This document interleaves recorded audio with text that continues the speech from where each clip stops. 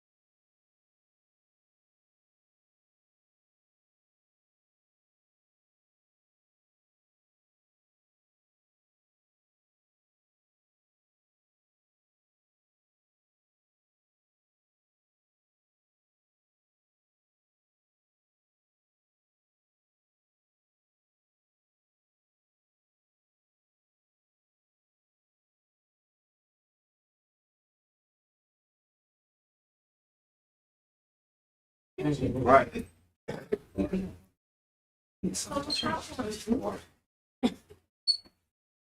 All right, praise Yah. Shalom, shalom. Welcome back.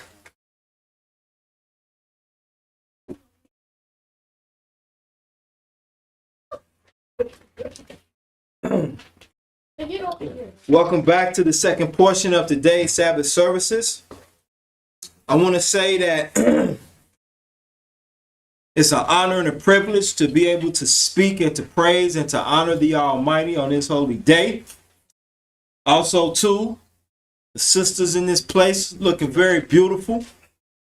The brothers in here looking very masculine, very manly. Glad you took them gloves off. Yeah, it's on camera too. I'm messing with you. You know I'm messing with you. So we're going to go ahead and get started. So let's open up with a prayer. Let's open up with the book of Psalms 136. Let us face the east direction. And what I'll do is read the verse. And then you'll repeat, for his mercy endures forever. We're in Psalms 136. So let us rise, face the east. Hey, fellas, let's go. Let's go, men. It's important for y'all to be in here. Let's go. Without there yapping like schoolgirls. Psalms 136. Praise Yah. Oh, give thanks unto Yah, for he is good. Oh, give thanks unto the Elohim of Elohims. Give thanks to the Master of Masters. For his mercy endureth forever. To him who alone doeth great wonders. For his mercy endureth forever. To him that by wisdom made the heavens. For his mercy endureth.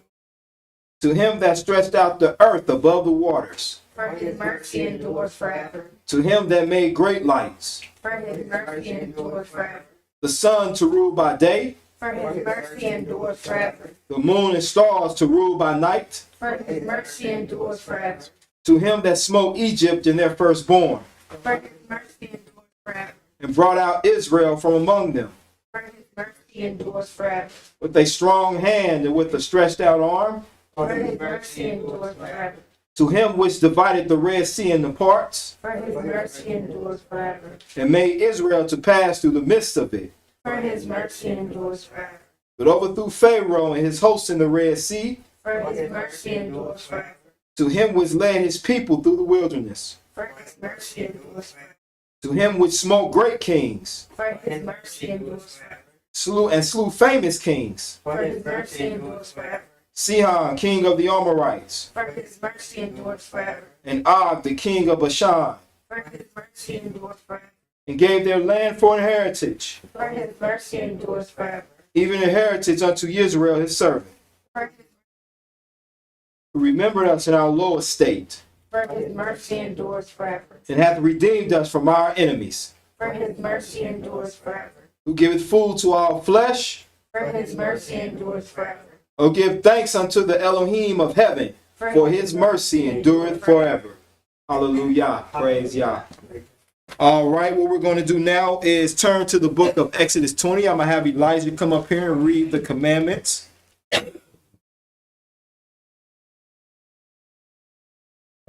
Come on up here, sir. With that number one winning smile that you got, my brother. I've already turned on there. Turn to the book of Exodus chapter 20. Praise Yah.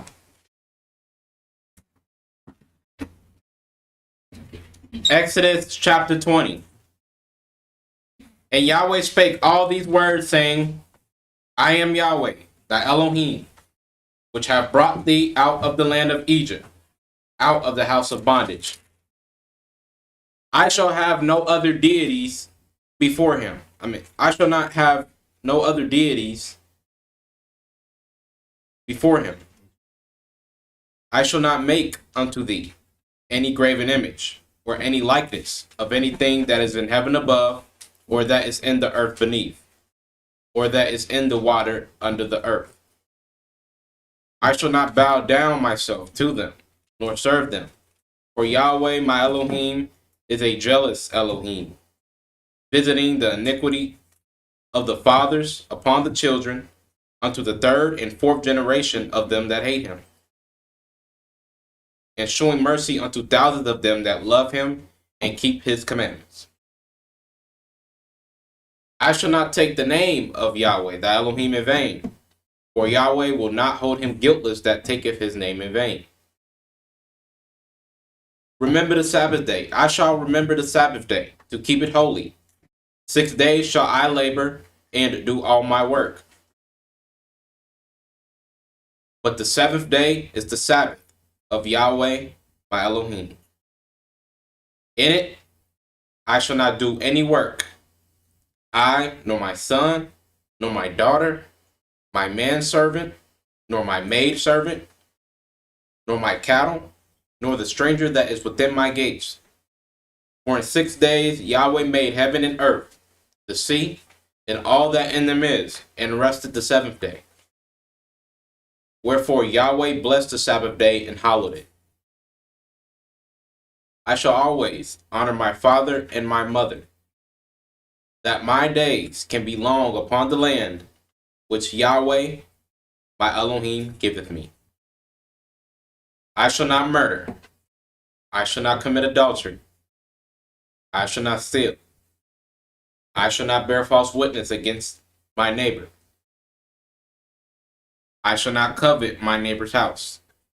I shall not covet my neighbor's wife, nor his manservant, nor his maidservant, nor his ox, nor his ass, nor anything that is my neighbor's. Hallelujah. Hallelujah. Yes. Appreciate you, brother. All right, praise y'all. Are there any questions? Any questions? All right. So, if there are any issues with the broadcast where if you can't hear me, please type in issues in all caps. If you have any issues at all, but if you're doing fine, praise Yah. Just type in praise Yah whenever you get on. All right. Good. All right. Okay, so now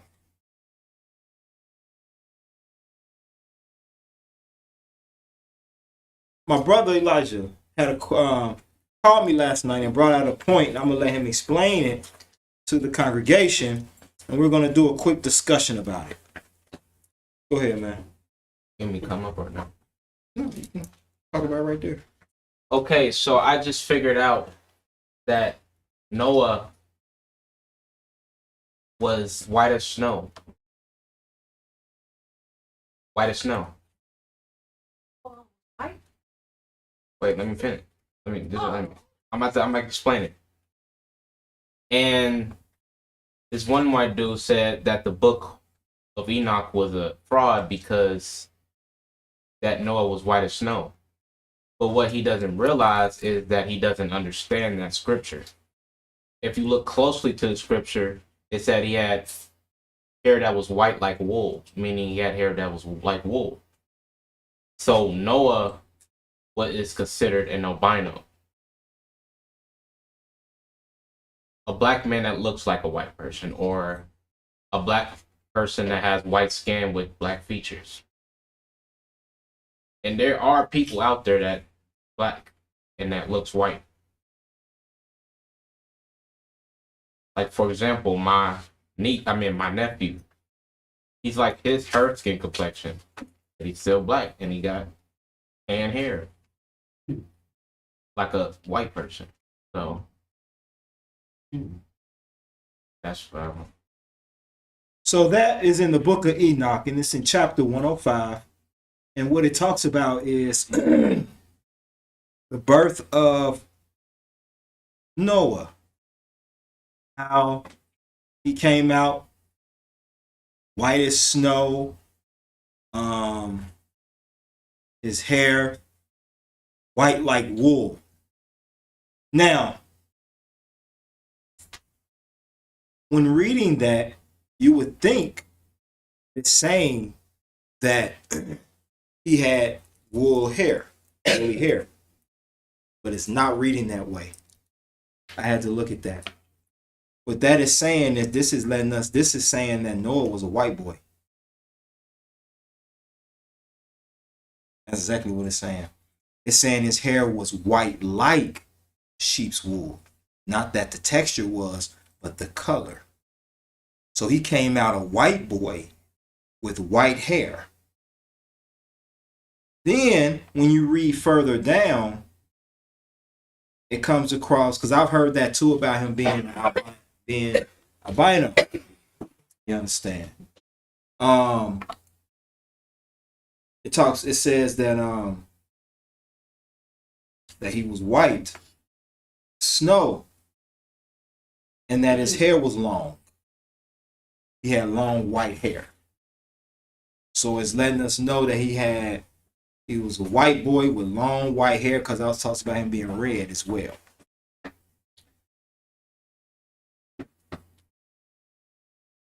I will tell you this,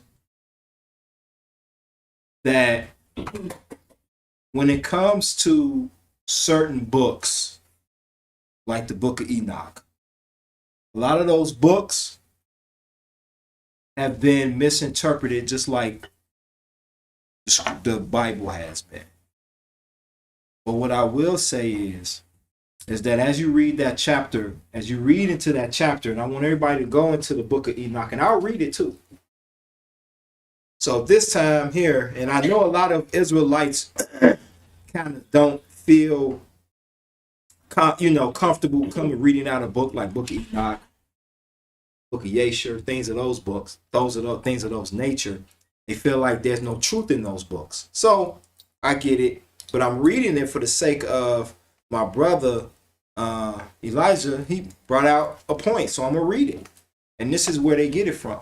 So you won't necessarily need your scriptures for this unless you got the Book of Enoch. You can download it from your app on the app phone. I got the app on my phone. Missing something here. Nah. Well, actually, the Book of Enoch was part of the original scriptures. But of course, you would have to have when it was the originals in order to have the Book of Enoch, the Book of YAH, Book of Jubilee. All those books was at one point in time part of the scriptures. Yes, sir. Can I bring up another point? Sure, yeah, most definitely. Yes, sir.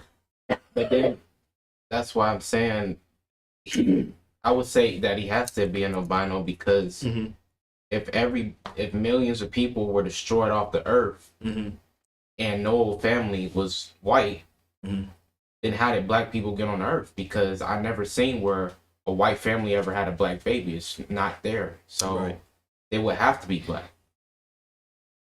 Yeah, I agree.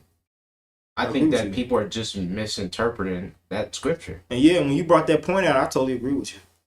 I think so too. I think they're totally misinterpreting it. And I think that they don't have an understanding, like you had brought out the point of when people don't understand something, they instantly diss it. They'd be like, man, whatever, man. Because they don't understand it. But I'm gonna read it to you. And I'm glad that Elijah brought this point out. It was really good. It was really good. So in the Book of Enoch, chapter 105, the first verse reads, after a time, my son Methuselah took a wife for his son Lamech. Now, do we know who Lamech was? Lamech is great grandson of no, that's his grandson. He's a great grandson of Adam and Eve. All right. Verse 2 says, she became pregnant by him and brought forth a child. This is the wife of Lamech. It says she became pregnant by him and brought forth a child, the flesh of which was as white as snow and red as a rose. So he was white and red, so he was reddish. All right. And it says white as snow. So thus far as you're reading, like my man said, as you're reading it, you go instant. If you stop here, you would think, see right here, Israelites weren't black. Well, Noah wasn't an Israelite. Israel wasn't established until after Jacob. Prior to that, they were Hebrews. They weren't Israelites. Says she became pregnant by him and brought forth a child, the flesh of which was as white as snow and red as a rose, the hair of whose head was white like wool. It didn't mimic the texture of wool. It said it was white like wool and then added in and long. So he had long white hair. All right. And whose eyes were beautiful. When he opened them, he illuminated all the house like the sun. The whole house abounded with light. So when this little white baby opened his eyes, the eyes were so pretty, so beautiful. And I'm just gonna just kind of be an advocate real quick. You ever seen white people with really beautiful eyes? I've seen them.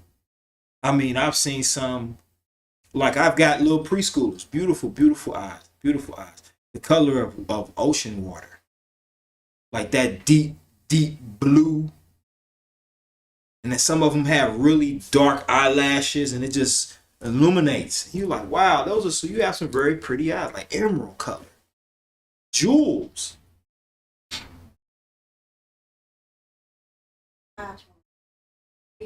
Mm-hmm. Bluish color.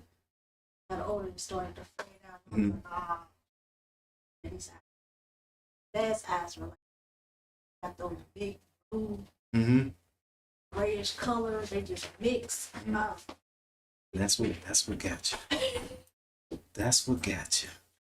It's like, Bartholomew, your eyes are so beautiful, Bartholomew. All right. So his eyes opened and it lit up the whole place. Verse 2 says, and when he was taken from the hand of the midwife, opening also his mouth, the baby opened his mouth. So this is talking about Noah as a baby. Said he opened his mouth. He spoke to YAH of righteousness. Now that could be possible. How could a baby talk? You ever seen a baby? We thinking they Google God, but they be talking. Who they be talking to? You know, babies have a connection with the Almighty that we as adults, because we've been adulterated with so much disbelief and BS, that we don't see. See, a baby is in its purest form. Things in its purest form always illuminate and show the greatness of the Almighty. So he could have been cooing and goo-goo-guying and happy and smiling and laughing. You ever seen a baby just look up in the corner of a house and just giggle? Angels come from? Could be. Hopefully it's angels and not a crazy dead ant. Oh. So you be looking at the wall like, my baby got ADHD. No, your baby is normal. Your baby is fine. Your baby is dealing with the spirit, or they be sleeping and they smiling and giggling in their sleep.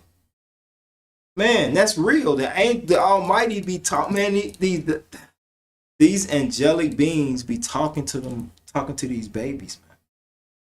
Talking to them, man. It's beautiful. I have a video of her mommy like moving and like looks like she's boxing in her sleep, but yeah, I can tell like talking and everything.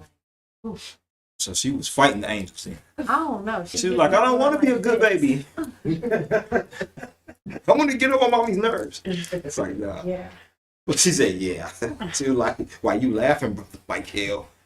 No, but it says he opened his mouth. Now, when you read it, I'm going to jump down to verse 4. It says, and it's still talking about Noah, it says, his eyes are bright as the rays of sun, his countenance glorious, and he looks not as if he belonged to me, but to the angels. So when you read that verse, maybe it's not talking about the color of his skin, but the brightness of his countenance. Maybe that baby came out looking so angelic that it scared the father. Lamech was like, there's no way this baby, because I'm the color of darkness, and this baby came out because because when it talks about the eyes being bright, it mentions it again, being bright as the rays of sun. When Noah was born, maybe this ain't talking about his skin color. Maybe it's talking about the aura that his countenance gave.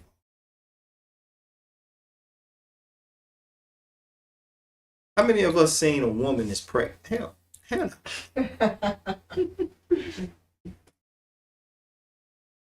Yo, Isha. Look at her. She's glowing. Now, is she actually glowing like a glowworm? Like we cut the lights off, well.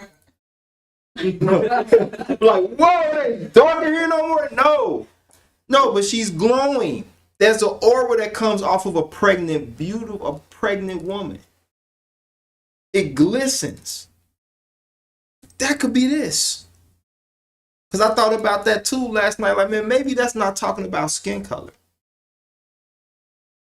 Let me dig a little deeper. So I'm just throwing that out there from what we read about Noah that may be.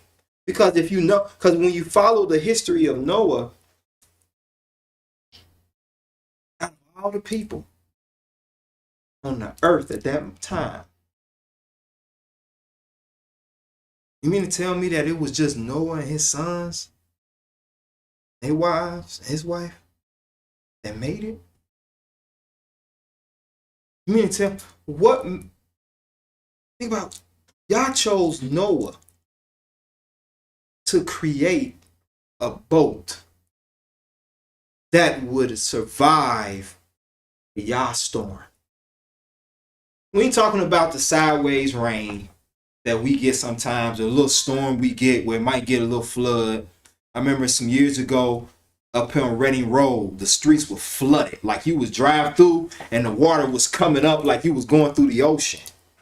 And talking about that's a small storm compared to when YAH gives a storm. These waters didn't just come down. They came up from the ground. So now you standing there like, oh, I can get out the rain. And now all of a sudden you're like, oh, the water's rising from the ground. There was something special about Noah. So what do y'all think? What do you think? Yes, sir. I think that, like I said, what I think about Noah is, I thought Noah was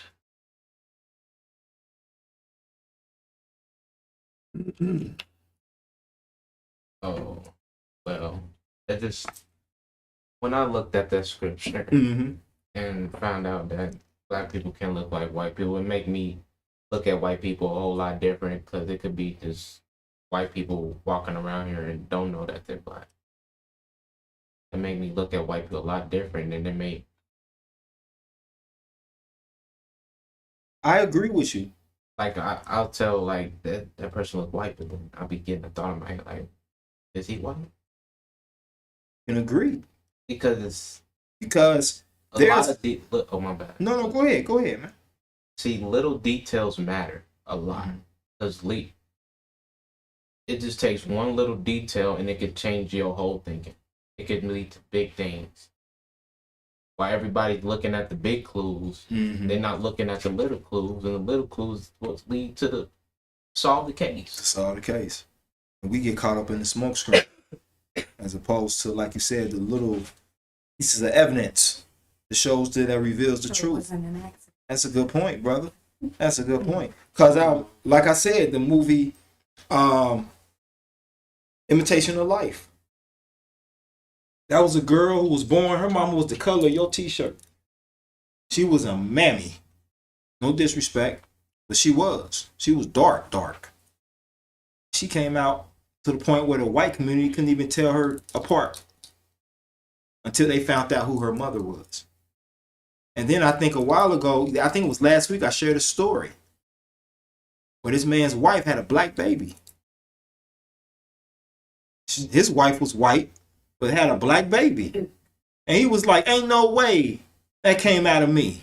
She was like, but I didn't cheat on you. He went to the neighbor, and the neighbor was like, I don't even like white girls. Like, stop, man, what you doing, man? And I wouldn't disrespect you, you know what I'm saying? And then he left his wife, left the baby, and then his mother said, well, let me tell you, your daddy really black. This man here ain't your father. He's your stepfather. He's not your father. Your daddy really black. He did, I guess, the research, found out, yeah, he black. But he looked pure white. Yeah, that's possible. And the thing that's so deep is, do you realize how great of a people we are? That all nations was formed from the womb of you. All nations. And the white nations. And the white nations. Because if you take a white nation and do their genealogy, it'll trace back to some parts of Africa. Yes, ma'am. All of it. I've seen a lot of dark-skinned people with European features. Mm-hmm. They have thin lips and pointy noses. Mm-hmm. I mean, I have some family members just like that. They're dark-skinned, but they have what we would call white features. Mm-hmm. But then we have some light-skinned people that have fat noses and the full lips. They have more African American features. Mm-hmm. I think we all have a little mixture of confidence. Yeah, we do, but I'm not going to denounce the fact that it all started with us. Maybe it's hard for us to believe that it started with us because we don't believe we're just that great of a people. I think that we believe that the white man started everything. And I think that we're just that beautiful of a people because if you think about it, like I said, Lamech is black. This baby, according to this, had the skin color of Miss Ann. His wife was black. These are black nations. I mean, but they existed. I'm not saying it started with the white man, but they existed. No, my point of bringing this out is for us to see the beauty and the power in us. Yeah, there's a lot of us mixed up. None of us in here may be able to truly say that they 100% black. Ain't no telling what's in my genes. I probably got a little Miss Ann, little Edward. You know, we all mixed up. To be honest with you, during the time of the slave trade, we all could be cousins in here. Yes. We don't know that because we had, during the time, slave owners didn't just have plantations for picking cotton. They also had breeding stations in a sense. And they would have one of the strong bucks go in and lay with all the women on the plantations, even their own mothers, to bring forth more strong bucks. Some of the white men sleep with some of the slaves. Oh yeah, create even more. Yeah, they slept with the slave, but what's deep is the slave master's son or child were the ones who they used to be the ministers a lot of times. So, because on Sundays, that's the only time they gave slaves off from picking cotton, getting beat on sometimes. They would have the mulatto, a lot of the pastors that would host the church, a lot of the pastors that would hit the church or that they would allow to teach in the little barns or whatever, they were masters' children. Except for Nat Turner. Most of them was masters' children, and masters' children, they didn't if I was coming up in slavery, I would be in the back of the field. I wouldn't be in the house. I would be in the back of the field. Praise y'all. What's up, Brother Bram? So Brother Bram says, I'm not black, I'm a Hebrew. YAH hosts went by nations, not color. The slave masters have definitely prevailed. Praise Yah. You absolutely right. When it came to color, We weren't in times of old. During this time, we weren't separated by skin color. We were separated by class. We were separated by if you were poor, you were poor. If you were rich, you were rich. Like a caste system almost.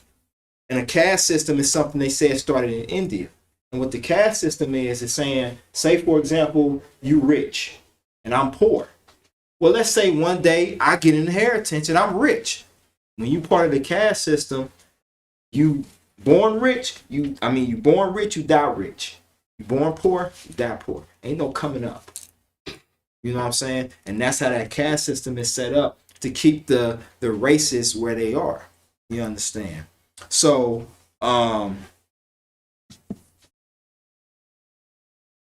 yeah, you got your hand up there. Oh, you notice now that they are starting to change a lot of stuff on paperwork now. Mm-hmm. So they used to have and all that. They're starting to add stuff to it now. Mm-hmm. I filled out his paperwork. Hey, Mm-hmm. it had biracial. I said, when did they start putting that on there? Mm-hmm. So they're starting to add stuff to it. But I have yet to see them put anything that's dealing with us other than Black or African American. Mm-hmm. But why if some of us recognize ourselves as Hebrew or Israelites, why can't we get our recession papers? They have if you say That's you're a good Hispanic, question. you can say you're white. Mm-hmm. Yeah, I noticed they took Caucasian off of a lot of things. They just have white. White, yep. Yeah. Yeah. You have over, I don't know how many different sexes going on and colors. And here's the thing, they trying to, only thing I can say is this man is diabolical. But he feeds off the ignorance of us. Because as long as we keep eating at this man's hand, not recognizing who we truly are, and it gets over on us. It gets over on us. Yes, sir. Meaning you're born of two different races. Like Trevor Noah, I'm reading his book. It came out a while ago though. But he was born of an African mother she's not Zulu. I forgot what tribe she's from. But she's African. His father is Dutch, German. His father's white. And during the time of apartheid, that was a no-no. Like you get arrested for being with someone outside your race in South Africa during that time of apartheid. And the word apartheid, of course, is African for separation. That's what that word means. The meaning of apartheid is separate. So, yes, sir. So let me ask you something. Do the Almighty like integration? Because I was watching it, Moray Alicia Israel, and he was talking about how when the Almighty confounded everybody's language, that right there, that's the reason why the Almighty don't like integration, because if we all came together, we're gonna do some stupid things, like make a big old bomb to blow everybody, or make a tower, or make a tower in a city that can reach heaven. Right. So, and also, the Israelites got in trouble for taking these strange wives. Also, so do the Almighty like integration or not? No. Doesn't like integration. I'm sorry, black people, but the Almighty don't like white want us mixing our seed with other nations. And these other nations that he didn't want us dealing with weren't just white nations. These were black nations. The Hittites, the Jebusites, the Perizzites, these nations that he wanted us to run out of our land, these were black nations. They weren't white. So if he didn't want us dealing with them, how would he want? I mean, what makes us think that it's okay for us to mingle ourselves with white people or of any other nation that he don't want us fooling with? I'm sorry. It's just the bare truth. We've been indoctrinated to hate ourselves so much that we can't see ourselves without white folks in our life. Tell me I'm lying. Tell me I'm lying. Please, educate me. Because just how we treat ourselves, just simply, if you walk up to the average black man and black woman and say, man, you a son of the Almighty, or you a daughter of the Most High. Better yet, hold on, let me do this. Let me get on, and if I was to get on YouTube right now and say, hey guys, I'm putting together a black organization for y'all's people. We're gonna do this. You know how many black people will be against that? See, you're the problem. There's racism. You're being racist, Brother Michael. You're a racist because you only want to deal with your black people. That's exactly because we don't love it. We don't love ourselves. I'm going to read something to y'all. Turn with me to the book of Deuteronomy 28 real quick. And my brother Brown, he got some comments on here that he stated too. He said they gave them SUN days, talking about the slaves, to teach them about JC. That is the truth. Christianity was not to be used to heal you. Christianity was used to enslave you. Y'all be thinking, oh, them brothers up there, they just being over militant. No.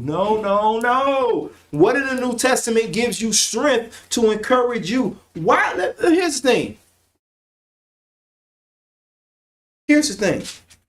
Why do we think that when it came to teaching, that we were only taught out of the New Testament and not the Old Testament? Why do you think that? Do you really think that the man that's going to enslave you is going to give you something to empower you? Look at us today. Look at us. Man, we can't fart right without the white man permission. You get brothers and sisters saying, no, let's build together. Well, what about Jimmy? Better yet, hold on. The house of Israel. There was once, some years ago, there was this white guy who he's a friend of my wife's friend, a husband of my wife's friend. And me and him had got to talking. He was in prison, but he had a prison ministry, and he was like, I'm Israel. I was like, oh, white guy. I was like, okay. He came, he said, yeah, we want you, because he wanted me to talk on the prison ministry with him. I said, okay. So then he told me one time, he said, hey, can I come to y'all Bible class? I said, no. He said, what? I said, no. It ain't time for you to be there yet. He was like, what? What you mean it ain't time for me? I said, it ain't for you yet. I told him, I said, you have your own organizations. It's called the KKK. America. Like y'all. The government. Right. The government. Y'all got your, we're born into this. You just chanced onto this. He hung up on me. He was pissed. Didn't talk to him no more. But you tell him, like, no, white folks ain't allowed into these congregations. You know what'll happen? I start getting cut off. Black people be like, what? You don't allow white people in? What you talking about? And when you get that, talk to them and say, well, how many of these white churches you go up to and be like, how come there's no black folks in here? But as soon as a black man say, no, it's just for us. Oh man, you being racist, man. God, God don't see color. You a damn lie. He do see color. The Almighty see color. You understand? It ain't time yet. Yahweh is against integration to the point where he don't even want us wearing mingled clothes. Now, what does that tell you?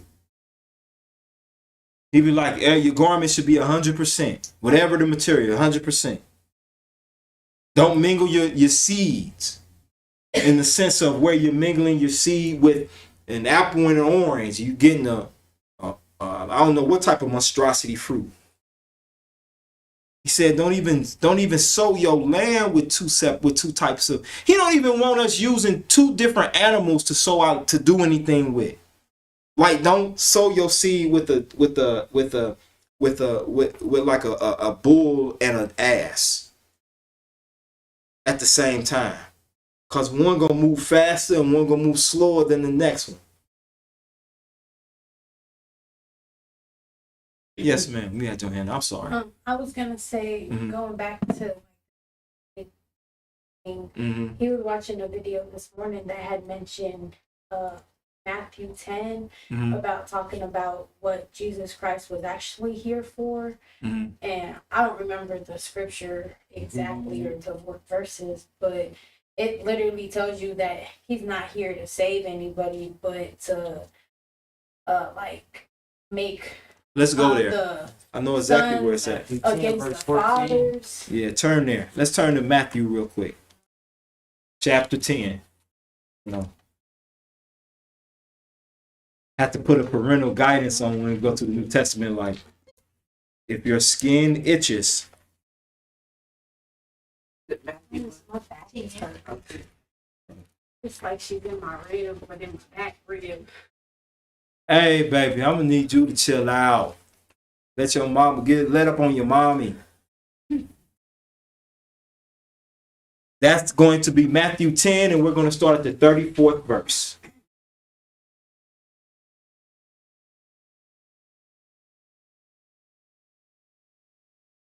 It says here, 34. In Matthew 10 and 34, it reads, think not that I am come to send peace on earth. This is the Christ of the New Testament. I came not to send peace, but a sword. Now, what is the purpose of a sword? Kill. Is it to kill? It's to bring, when you think of a sword, you don't think of something to cut cake with. You don't think of something to cut your grass down with. When David pulled his sword out, did he pull out his sword to cut the watermelon? No, somebody's blood was going to be at the tip of that sword, right? So he said, I came to bring the sword. He said, don't think I came for peace. Quit letting these people think I come here for peace. He said, think not that I have come to send peace on earth. I came not to send peace, but a sword. So I'm going to read a couple verses, and I want you to think about something. That when you talk to your friends who may be Christians, you don't have to argue with them, but tell them, just be like, hey guys, I think Christ is here. I'm going to read some things. And you say it just like that. Hey guys, he's here. He's here, guys. Verse 35 says, for I am come to set a man at variance against his father. Is that not happening now? Where young men are puffing their chest up at their fathers? Is that not happening now? Where young men the dad may not be there in their life, and that end ain't never been there for me. F that man. F him. Forget him. You understand? Then it says here, and the daughter against her mother. Sisters, I know y'all done heard the stories of where the daughters getting fly with the mothers. Yeah, that's real talk. And the daughter-in-law against her mother-in-law. Tell me that ain't true. Husbands that may be watching, how many of your wives be like, I can't stand your mama. She always in our business. I hate her. When she gonna die? Ain't she old? Her next breath should be her last. That's the daughter-in-law. They got movies about it. Monster-in-law. Watch these movies where the mother-in-law is beefing with the daughter-in-law because the mother-in-law don't think that the daughter-in-law is good enough for her son. Yeah, man, that's happening now. This ain't no future. This is happening now. Then it says here in verse 36, a man's foes shall be they of his own household. Sometimes your biggest enemies are the ones in your own house. Tell me that's not true. You ever done got more love from people out in the street than you do your own house? We want to talk about white folks and we want to talk about how wicked they are, but yet they be the ones first to your rescue sometimes. Hey, Raheem, I heard you struggling, man. You're a couple dollars, man. Get locked up and call your white friend. Don't get locked up, I'm just saying. You call your white friend. You be like, hey, Bill. Hey, man, they got me on some stupid stuff. What's going on, dude? How much is your bail? Some of them, you be like, man, it's like 10%. They $1,500. Oh, dude, that's messed up with the dead. I'm on my way. You call black people, well, what you do? You be like, man, I ain't got much time on the phone. Then what? It's 9 o'clock. It's 9 o'clock at night. What? I'm asleep. What you doing? What? Yeah. Sometimes people in your own house fight against you. The husband come home. He can't say nothing to the wife, but the wife that been talking to the peanut gallery, who done got her head beefed up to thinking she ain't your slave, and all you asked her to do was what? Baby, could you not add salt to the chicken? You don't appreciate me. You don't love me. You hate me. You hate my cooking. Damn, baby, I ain't say that. Your kid, your children. You done had a rough day. Your children, you want a little love. Hey, Jimmy, how you doing? I'm all right, Dad. All right, Mom. Stop. Play the game. You be like, damn, can I get a hug? Oh my gosh, I gave you one last year for your birthday. Gosh, that's creepy. Why you always want to hug on kids? I want one for my child. It's creepy, Mom. But then you go out in the street and you work at a school and little kids run up to you hugging you. Nothing freaky, just hugging you. And you like, oh, you know what I'm saying? Then you got 37. It said, he that loveth father or mother more than me, not worthy of me. And he that loveth son or daughter more than me is not worthy of me. Didn't y'all tell us to honor our mothers and fathers? Okay. Let's get out of that damnable book. Let's go to the book of truth. So, are there any comments or questions? I got one more. Sure. Go ahead, brother. Going back to a black person like a white person. Okay. So, you know in the book that being white is a curse. Okay. So does that, even though it's showing how beautiful Noah is, does that make him cursed? He looks like. That's a good question to ask. Very good question. Are we saying that Noah was born cursed? No, I'm not saying that's what you're saying, but I mean, when you read it, maybe that's not correct.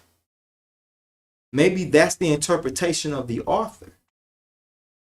Maybe that's not what that said. Maybe it wasn't talking, that's why I was saying, maybe it wasn't talking about his skin. Maybe it's talking about his countenance or his look. But when we read it, you would think it's talking about his skin. It was white and red. You understand? So now he ain't black, but he candy cane. Yes, ma'am. Me? Yes, ma'am. I Yeah. was gonna say, if he was cursed, then why would y'all choose him to build the boat? You know, like That's right. it might be that white people are cursed in the sense of like teaching wickedness, but I don't think that like Yahweh would have chose Noah if he was a white person in a sense, you know. Well, I will say this. Yahweh can choose who he wants to. And we got some good people out there, even though they're not black. Just because they're white, I don't want to come across that. Just because they're white, they're bad people. Like, you got some good people out there that are not black. And you got some horrible people out there that are black. You understand? So once we get past color and look more towards character, then I think that will help us make better decisions on how we deal with individuals. When I see somebody white, I give them a chance. Just like if I see a white person and they be like, I support Trump, I'm not going to say, oh, you must be a racist. Because not all Trump supporters are racist, but all racists happen to be Trump supporters. I'm just saying. But you got some Trump supporters that just agree with his philosophy. It's some of the things. And let's not forget, and I'm not a Trump supporter, but what I'm saying is let's not forget that he's the first president to really ever give to a lot of the HBCUs. Yeah, not even Obama did that. Say what? Yeah. What is that? Historically black colleges and universities. And I'm not throwing that out there to support him or anything like that. I'm just stating the fact. You understand? Yes, sir.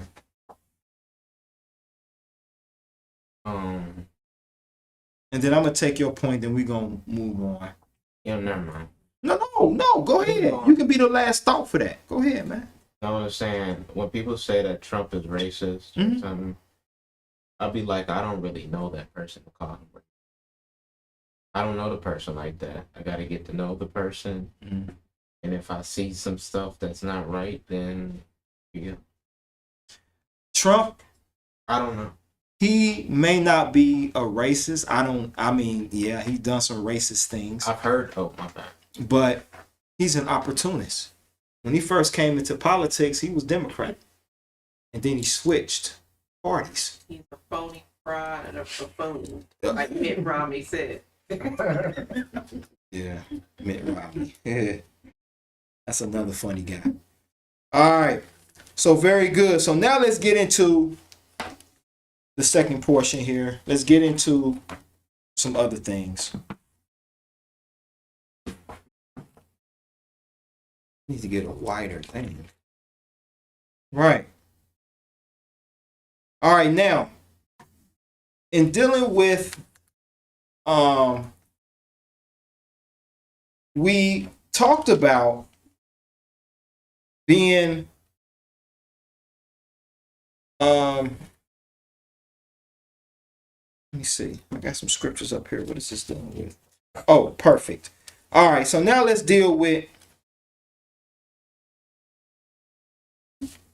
principles. Family principles. Let me ask this question. How many of us in here have a trust set up for our children? Trust, an inheritance. Very good, very good. My life insurance, my children's are my beneficiaries. That's not a trust. Not necessarily a trust. That's not a trust. But you're gonna die on the job. How many? Okay, so good. So I got one person that has an inheritance. Why doesn't everybody else have something set up if you're old enough to do it? Because we don't. Or we don't. Very good point. Very good point. But we got the funds to do things we want to do, though. I want to go to the movies. I happen to find the money to do that. I want to take a trip. I happen to find a way to do that. Right? I happen to find the money to pay my car note and my rent if I'm struggling. You know, go out and get fast food often. Right? But not to build a trust. And here's this. This isn't really aimed towards the women. This is toward us as men. What are we doing to establish a trust or inheritance for our children? Or are we okay with GoFundMe accounts if something happened to us? I mean, with the exception of my life insurance, I'm trying to save money so I can buy some land in Honduras. Okay, that's what's up. That's very good. That's a good inheritance. Land. Property. That's a very good start. And it's good to start when you're young. You understand? Yes, ma'am. That is something for me to think about, look into. Mhm. I would need to make sure that if I die, and let's say I have bills, debts, is that something they can come after to collect? You know, Oh, you're a bill collector. from When the- you pass, and let's say you have an executor of a state, it will see all this I learned working for Medicare. Right. Because I've seen a lot of people save for their retirement Mm-hmm. and they had good jobs and they got this money Mhm. and they seem to be doing good, but they got sick. Mm-hmm. And I've seen a person's entire life savings get wiped out by one bill. Yeah. They lost Yeah. everything, Yeah. and the nursing homes are notorious. Mm-hmm. And if you need any type of assistance from Medicaid, they will make you get it's a spit called spit down. Mm-hmm. You basically can't have nothing. All your assets, just everything, it's gone before they'll even step in to pay. I would have to look into that, make sure that's something that if I die, they cannot touch that, even if I have death after I leave here, because it's the way they do our elderly. And you know what's really disheartening? You know what's really disheartening? Is hearing my sisters talk about what they need to do to build an inheritance. When that's something that should be passed down from the father to the son. See how a-hole backwards our world is? Or an inheritance passed down to at least our daughters if you don't got no sons. What example of as men are we setting our children with? What are we doing as men? We spend more time concentrating on having all these wives, but ain't got a pot to piss in. And then we wonder why our women feel the way they do. It shouldn't be on y'all to worry about an inheritance. That's our duty. You didn't make the baby by yourself. All you did was house it. All you do as women is you house the garden. It's our seed that plants, that is to be planted and cultivate something beautiful. Because without the seed, unless you marry, you're not going to have a baby without the seed.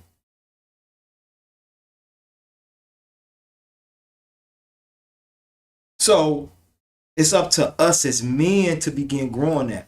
And I know that some people may be like, well, they too young to learn. They too young to learn about one day they're going to be men. One day y'all going to be men in here. We got men in here. One day y'all are going to be, and you're going to want to have your own family. We got one that's starting his own family. And I got mad respect for him. Because he's making it right. I know it ain't easy being a handsome black man. I know. I am a handsome black man. It ain't easy. It ain't easy being fly. Oh, y'all laugh when I say it. But what are we building? And let me ask this question. Is it against y'all's law to be lazy? I hear a yes. Is it against y'all's law to be lazy? Yes or no? If you disagree, why? If you agree, why? Why is it against the law to be lazy? There's a lot of scriptures that talk about a sluggard and being slothful. It's not a good thing. Okay. It even say look to the ant. That's in the book of Proverbs. Yeah. Look to the ant who does their work without the need of a leader. The ant is self-motivating.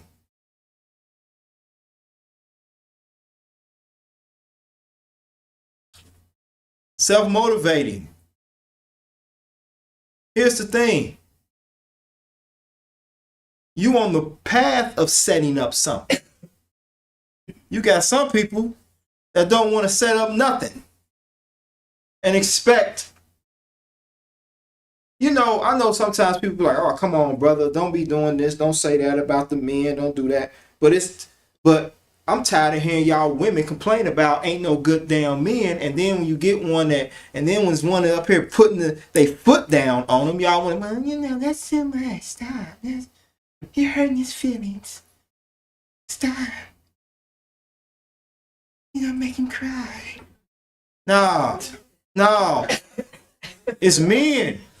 It's men that gotta hold men accountable. And this lesson is gonna hold us men accountable. Yes, ma'am. You had your hand up for a long time. I'm sorry, sister. I was gonna ask, is invested in CDs a good thing to do? I don't know if you know what those Yeah, exactly are. I'm not exactly. Here's the thing. I'm for anything that's going to work towards the future. The future. I think that when a couple gets together, whether you have children right away or not, that man should be thinking about inheritance for just in case. Even if that man don't set up nothing but something for you as his wife. If something happened to me, baby, I want you to be taken care of. I think that once you start getting into being a couple, being married, y'all should sit down. Let's talk about building. Let's talk about wills. Let's talk about, let's talk about financial stability. Let's get out of the moments of, oh, you so cute. No, you so cute. No, I'm so cute. No, let's get on this. Let's get on how we can build a bag so that we can secure our future. The first thing we want to do is definitely institute YAH. The reason that we are in the position we're in today, I'm going to say this, and I want your reaction. The reason that we're in the position that we are today is because we're lazy and insecure. Boom. Now what? I'm coming to you. My sister had her hand up. Then I'm coming to you. Yes, ma'am. Situation. Me personally, I didn't set up their inheritance. So he skipped over me and gave it all to them. So, but now I am responsible to keep it going. Mm-hmm. So I just found out that them two, and not Did just y'all know I was y'all daddy? How you doing? How you doing, brother? I know it was a long time ago. Yeah. but she never said anything. All came out Mhm. when she passed, and I had to go. I said, "Why am I talking? I know what to do." Mhm. And, well, it's concerning your sons. I'm Mhm. like, what they got to do with anything? And boom, there it is. Now But- my whole family hate me. I ain't even do it. Hey, sometimes you gotta throw up the middle finger and keep it moving. I'm sorry. Sometimes you gotta throw up the middle finger and keep it moving. Like, hey, don't hate me because I'm beautiful. But here's the thing. Once again, I'm hoping that there are more men listening than women, because it shouldn't be on y'all for that. And we're gonna read some scriptures on inheritance. You dig? Yeah. And when y'all willing, you get your inheritance. Now you can build yourself like, yo. I don't want to let it go because they're young. Mhm. They're supposed to get it when they're 18. They're supposed to take on the responsibility Mhm. of it. Right, But right, I right, don't right. want to do that because I already know that one right there talking about fancy cars and being a billionaire. And we, right, yeah, and I'm like, I Don't can't. waste it on the car. Right, so I'm trying to get him to understand. Lotion. You have a lot of money, but I'm not just going to release it like that. Let's sit down and talk about it. Let's make plans. Let's invest into something more than what So you can do. keep getting money. Exactly. And see, here's the thing, though. This is messed up. Do y'all fellas see this? Why are these women talking about inheritance? And y'all okay? Not. I should be hearing it from the men.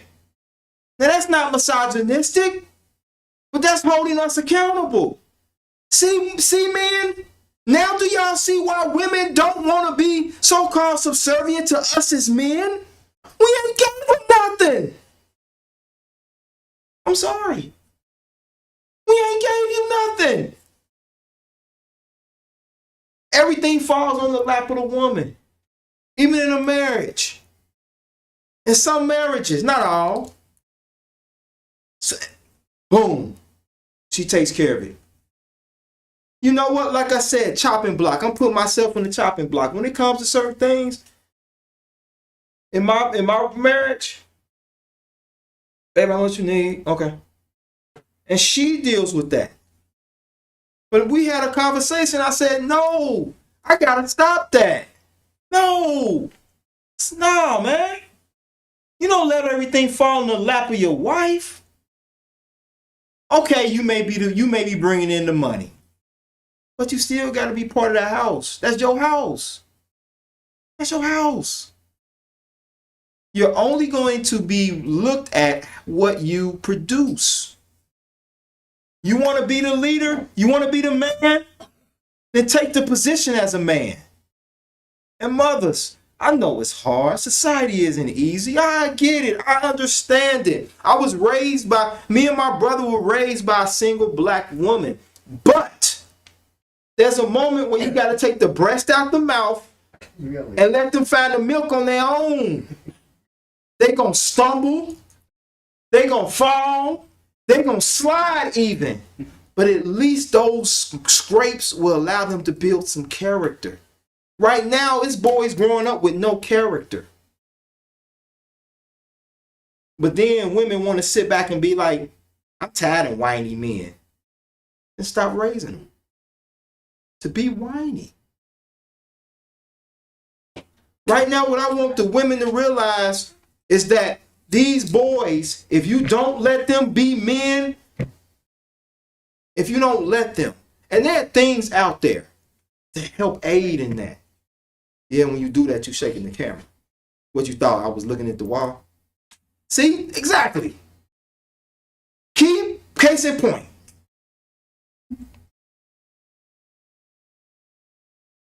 You women work too hard. Now, I agree. Now, there's nothing wrong. And I get the virtuous woman. But in a lot of cases, you sisters don't hold us men accountable enough. Unfortunately, the type of society that we live in as men is sort of like, well, shoot, if I don't do it, it won't get done. That should be looked at us like, damn, that's how my woman feel. At the time, that's how my wife felt. It's not that I wasn't working. It was just, hey, this is here, take it. That wasn't me being a husband. That was me being a roommate. Yes, ma'am. Say, I know a couple, they've been married for almost 3 decades. Mm-hmm. The wife is the breadwinner. Mm-hmm. She makes more money. The husband has been more of the stay-at-home dad and took care of the house and the kids. Okay. It worked for them, and it's not taking anything away from him. I mean, he is still, I could consider, the head of the household, but he's just more of he's taking on the role of what would normally be woman's role. And, wife has pretty much taken on the role of what would normally be the man. Mm-hmm. But I mean, it's worked for them. And I don't, look at him any differently. I mean, that's just something they, was okay with, they agreed on. And I mean, I guess every situation is different. Like I said, I wouldn't, look at him any different. I mean, he's a good father. I mean, that dynamic is that, but what I need women to do is to get out of your feelings. Because I'm coming at these men. That man chooses to stay home, he's still the man. But he's working. He ain't at home and the baby's sitting on the couch and whoops for dinner, baby. Nah, he cooking. He doing what he need to do to help that house function. You understand? And that dynamic works for them. But as a man, you still need to have something so you can leave an inheritance, though. I don't care if you staying home and you got a business on the side. Start a business. Start a business. What you got? I've yet to hear anybody say, I got too much money coming in. I ain't got nothing to do. No. Right. Like you said, I wish. But no. Start an inheritance. These other nations, we want to get up here and down them, but they leave an inheritance for their children. They leaving businesses for their children. I have to make sure that no one can touch that inheritance if I pass. No bill collectors or whatever try to come after See, money. once again, you're missing the whole thing. It just went over this. It's shameful that you even got to think of that. And I'm aiming for it. Medicare. I have to think like that because I've seen it. See, people go broke. Exactly, and this is why men don't hold themselves accountable. It ain't your responsibility. It shouldn't be. I can't help it that it is, but it shouldn't be. That's a conversation the men should be having, not the woman. And that's not being misogynistic. That's just being in a position. The reason you the head of the household, because the men are not being the head of the household. The men nowadays are okay with the woman being the head of the household. And I'm not saying this,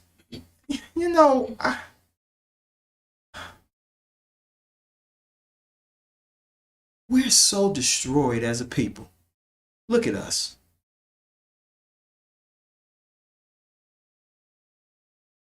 We talk about black men should be held accountable.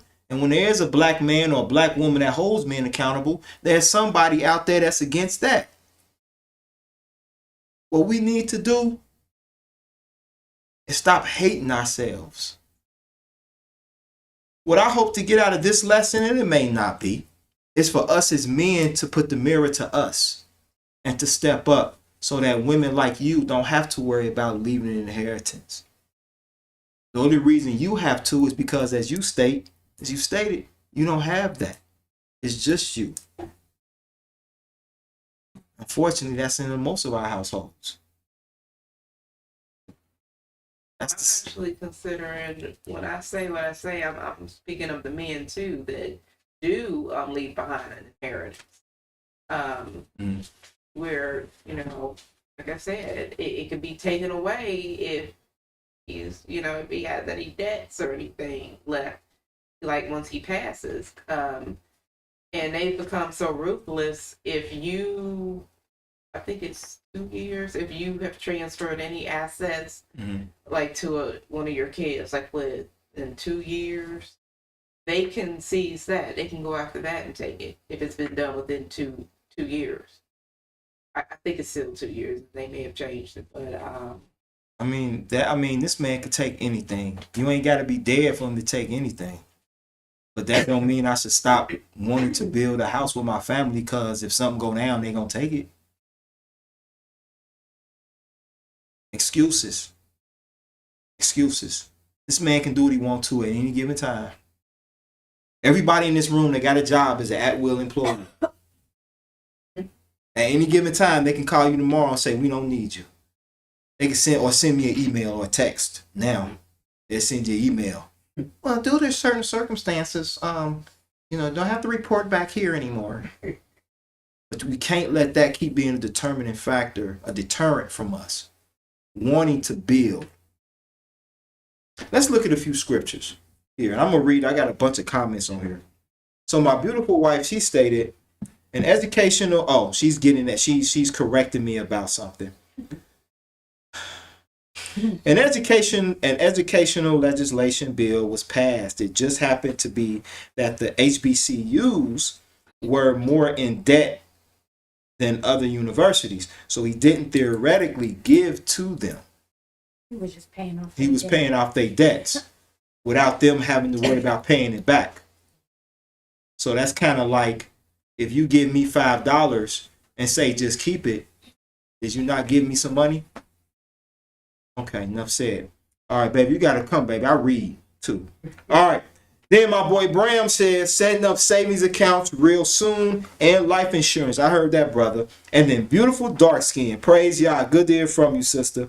Beautiful dark skin says, if a woman is divorced without a husband and she is not able to return to her father's house, who is to be her covering? Very good question. A woman's divorced, she can't go back to her father's house. Who is to be her covering?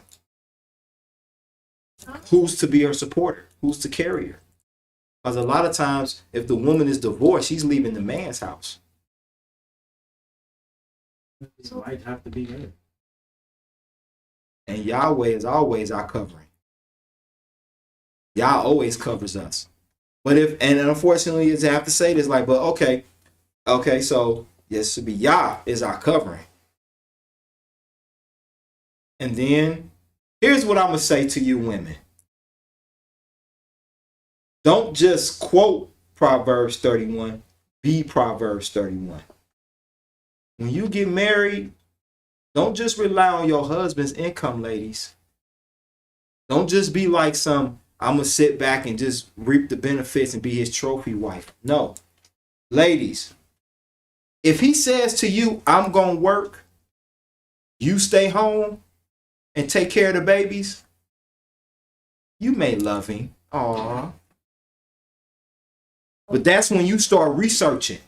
Okay, you know what? Let me take some classes. Let me go back to school. You know what? Let me start an online business. Let me get my insurance license so that I can do that. Let me start, you know what?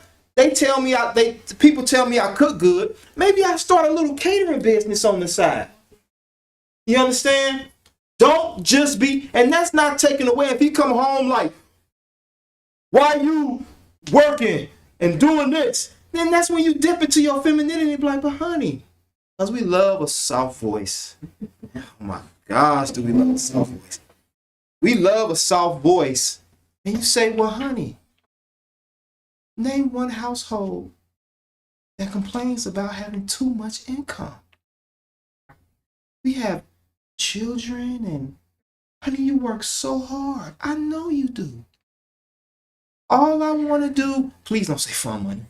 All I want to do is I want to just contribute, honey. Most of us as men will be like, okay. Okay. You are a wife, you might have to do it with your blouse open a little bit. You might have to throw on a little sexy perfume. But nonetheless, don't just be a dependent. Grow and be someone that can be dependable. See, a help meet is just that. You help me meet somewhere I can't. Because at any given time, the husband can be like, damn, baby, they laid me off.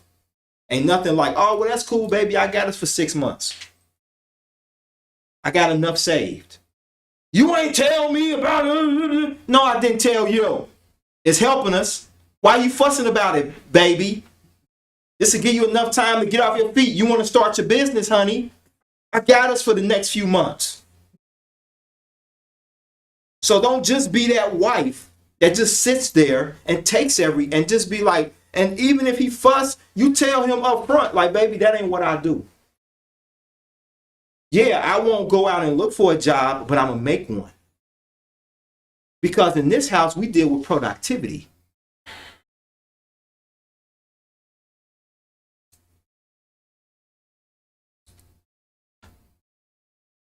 So, getting back to this, I had asked a question earlier. So I hope that answered your question, beautiful, beautiful dark skin. That who's your covering? That's YAH. And then when you walk into a marriage, don't walk into a marriage empty-handed. Too many of our women want to just be married. They want to be taken care of. Now let me ask, is there anything wrong with a woman wanting to be just taken care of?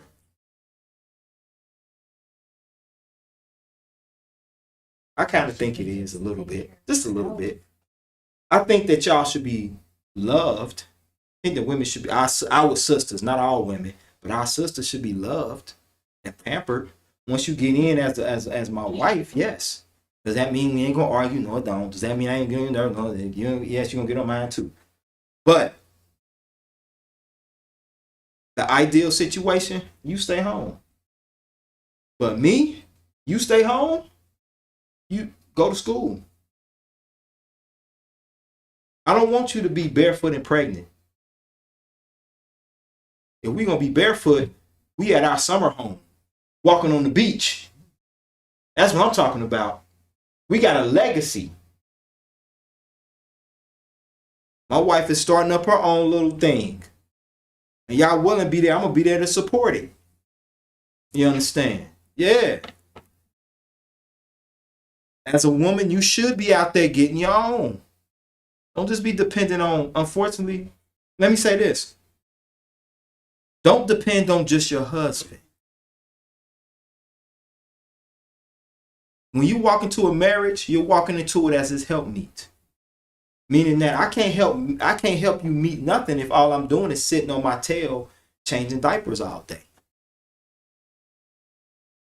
Now I can stay home. And some women like that. They brag like, yeah, my man. No, that's not, I mean, that's cool for you. Maybe that's cool. But no. Because that's all you're going to be delegated as is that. You know. You can put yourself in a position where you can still go to the PTA meetings and deal with stuff at school and you just building a business. You doing something on the side. Ain't nothing like your husband coming in and he be like, hey babe, they laid me off. We'll be off for a few months. And she be like, and you thinking she about to cry and go off, but she come up to you and be like, don't worry about it, sweetie. I got this. How long you gonna be off, baby? I don't know. Well, I tell you what, I got enough to last us for about 2 or 3 months. But this is due, that's due. Oh, don't worry about that, baby. I've been saving up. We good. I got enough to last us for 2 or 3 months, so that give you enough time to find something or to do something. Yeah, or to do something. Damn, for real, baby? Yeah. What do you think would have happened if Abigail didn't do what she did? He probably would have been killed. Now the husband, the Nabal, didn't he say, I ain't giving you nothing. Who is this David character? David said, mount up, we taking everything out. Abigail heard what happened. She was like, oh, heck no. Hey, you, young man, dress this. Hey, we gonna do this. Hey, get this together. Hey. And David coming down full. David probably already had his sword out. He probably was whacking trees just to do. His mama do. And then as soon as he went to raise his sword, this humble, beautiful woman come out and be like, hold on.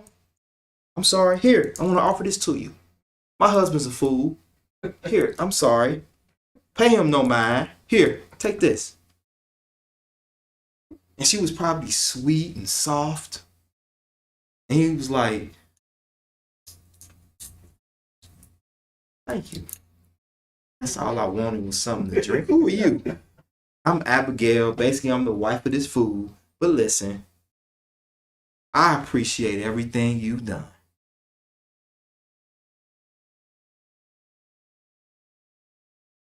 All I ask you to do is to remember me. And what happened to Abigail? The Almighty took her husband out, and she ended up being one of King David's wives. So she went from being with a fool to a king. All because she used her own tenacity.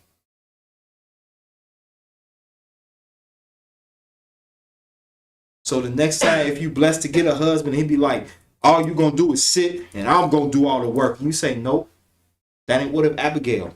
That's what you hit him with. What if Abigail? What if Abigail didn't do what she did? Everybody been dead, even her. So now let's get into some scriptures. And like my brother Bram said, he said, man, he answered the question as well, saying, get your own house. Stay by a sister or brother, like Tamar stayed with Absalom. But, you know, yeah, but I agree with him. Get your own. You want to start your businesses? Start them. There you go. At least you're working on it. It's one thing to be like, I want to start a business. You sitting there ain't doing nothing. No research, nothing. You just getting up and I just want to do know what to do. But you working towards something. That's beautiful. When I retire, I want to go to Africa and teach monkeys how to color with markers. Yeah, teach gorillas how to make fringes. I'm joking, guys. Look at y'all like trying to figure out like, how's he gonna do that? That's gonna take him a long time. All right, let's get into it. Trust. Was dealing with a trust is a fiduciary agreement that allows a third-party trustee. A fiduciary is just someone who handles the money. Okay, that's what a trust is. Now, what are the principles of a family? Does your family have any? Do we have any? Let me ask this question. If you check your family tree, what's handed down in your family? Do you have a family crest? Arthritis? Family curse. I done seen Arthur and how he work. They can keep, that's part of the family. They can keep that. You said arthritis. This is silly. Man, silly. That was right on time, though. That was funny. But other than arthritis and high blood pressure, family crest. Something that you can be proud of. Now, I don't want to use the word pride, but something you can be elated in. I'm like, this is my family. This represents me. That's fine. If you don't have nothing now, young men, start now. Think about what you want. What type of crest? What type of symbol? Now, some would say, well, we got YAH. Yes, we have YAH. That's without saying. But every nation, even all the sons of Jacob, were given a particular symbol in some way, shape, or form, right? Yehuda's the who? Lion's whelp. So we all got symbols. What are you going to do to build and encourage high principles in your family? You come up with high values. You come up with your own set of core values in your home, in your family, and you build something. If you don't have nothing, start something now. Put together at least 5 core values that you believe in and pass it down to your children so they can have something, so then they can start maybe with your generation.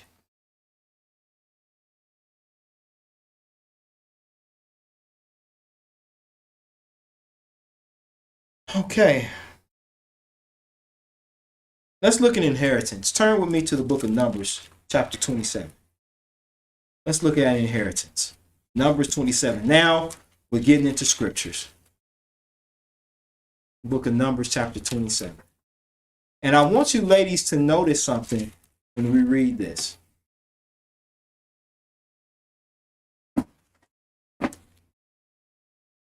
And the reason that I'm pushing men is because even if you a single mother, you still want your boys to be raised, because one day they're going to be men.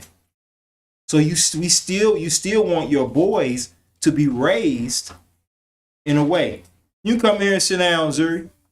Come and sit down, man. I need you in this too. Y'all young folks. I think I was gonna say that. I heard that. Y'all young people, y'all young folks. Because I'm gonna tell you guys something. Any woman that gets with y'all is gonna be blessed. Simply because of who you are. Any man that gets with you, ladies, you already taken. It's gonna be blessed. Because I'm telling you, fellas, we got some sisters in here that cook and beautiful. You either gonna get one or the other in some cases. Either she gonna be beautiful and can't cook, or mud ugly and can throw down in the kitchen. Very rarely you don't get both. But in here, we blessed with both. I mean, all right. So Numbers 27, let's look at inheritance. Nephew, start at verse 8 for me. Thou shalt speak unto the children of Israel, saying, a man die and have no son, he shall cause his inheritance to pass unto his daughters. Now pause. Who is he talking to amongst the children of Israel? No, I want the sisters to hear that. Who is he talking to? The man? He ain't talking to the wife. He ain't talking to the sister. He ain't talking to the niece or the aunt. He's talking to the man, right? I need the men for us to see the importance of us building an inheritance so we can pass it down to our children. And even if you don't have children, for whatever reason, you pretty sure you want to have something established for your wife so that she can be okay. How about we stop getting on and doing well, just finish reading. Verse 9. So he's talking to the man. If a man die and have no son, then ye shall cause his inheritance to pass unto his daughter. Continue reading, son, to verse 11. If he have no daughter, he shall give his inheritance to his brother. So he don't got no daughter, we got a brother. So then he pass it down to him. But once again, it's whose inheritance? His or hers? His inheritance. And I'm really digging that in because I want our women to push that on our sons, on your sons. You understand? Continue reading. And if he have no daughter, and if he have no brethren, he shall give his inheritance to his father's brothers. And if his father have no, shall give his inheritance unto his kinsman that is next to him of his family. Now that's like cousins, uncles, nieces, who are cousins, uncles, nephews, stuff like that. He shall possess it, and shall be unto the children of Israel a statute of judgment, as Yah commanded Moses. Now that's a statute. That's a law. So in order for us to follow this law, that means that we as men have to start building an inheritance. Now some would say, so if I don't have an inheritance, am I sinning? No, that's not what I'm saying. What I'm saying is, once you get of age and once you're out here working, then you start thinking about that.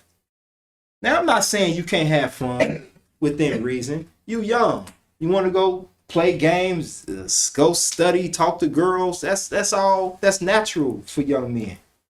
But also as young men, it also has to be established too. And I'm here to let the sisters know too that you instill in them like, yeah, while you out here being young and having fun, you still need to think about being a man. Because one day you're not going to be 18.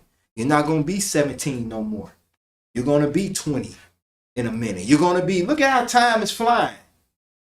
I'm already 48. Man, I'm 48 years old. Man, I feel good though. Because there's some black men that didn't live to be 48. They ain't live to be 20. So you push that on them. Nope. I'm going to teach you, like you said, I'm going to teach you how to save. I'm going to teach you how to save. Here, put money away. Here. Like, I commend these brothers. Zuri got a job. Man, he about to be master DJ in a minute. I'm about to see him on America's Got Talent. Yeah. You understand? And then Hootie, basketball. But both of them worked. Hold on. They both held down jobs. Yeah. And then he ain't just sitting at home being idle. No. Then I got my man here, I call him my nephew. Working towards building a business. And then we got two young men right here. Our little nephews. They got a mama that won't let them work towards anything less than being great. That's phenomenal.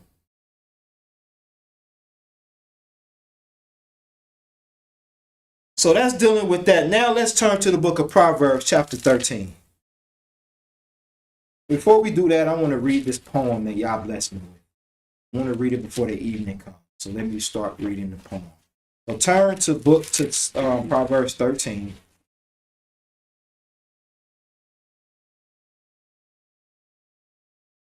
Praise Yah. It says, he separated the heavens and gave purpose to time. He gave purpose to time. Darkness and light both were given rulership. The sweetness of his words drip from heaven like rain. Take hold of the sweetness of his mercy. Praise Yah. Now let's look at this Proverbs 13. And if you read 22 for me, man. Good man leaveth an inheritance to his children's children. Wealth of the sinner is laid up for the just. Nah, that's it. A good man leaveth an inheritance. I'm not allowing these sisters no more to say, I ain't got no man there to help me. You don't need a man. Yeah. You know what a man should be doing. So you instill it in your boys. By letting them know that I can't teach you how to be a man, but I'm going to give you the guidelines to being a man.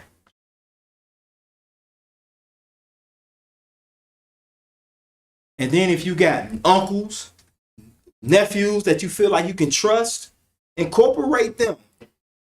If you can call them up, hey, come get these boys. Of course, if you ain't got nobody you can trust and I understand, then may y'all be with you. But if you got somebody that you can trust, hey, come get these boys.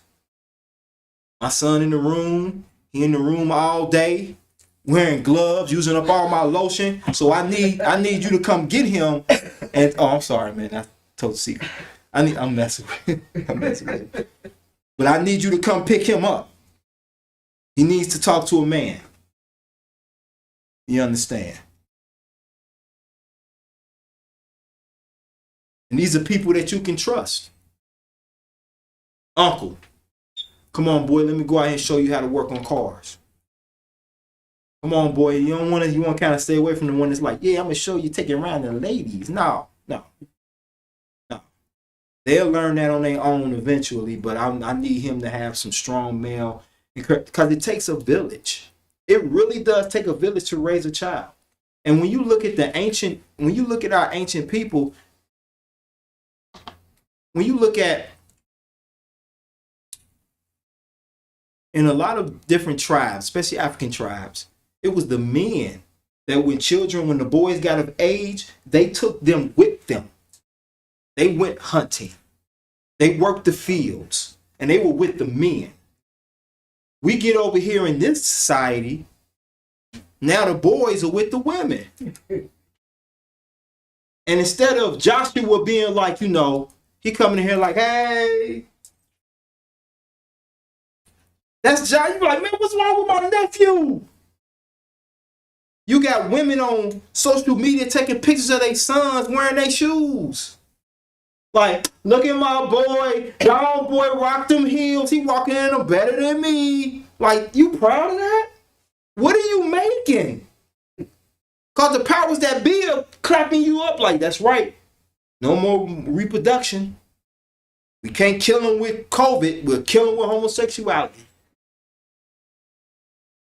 And then, less men. That means women turning to each other now. It used to be Andy and Ann. Now it's Ann and Tasha. Or Andy and Anderson. You understand? Now you got women out here. Because the men are dying off. Real men are dying off, guys. Because we so in touch with our feelings now. Now, men cry. It's okay. It's okay. It's okay to cry sometimes, depending on what it is, but sometimes you got to man up. You understand? So we need that.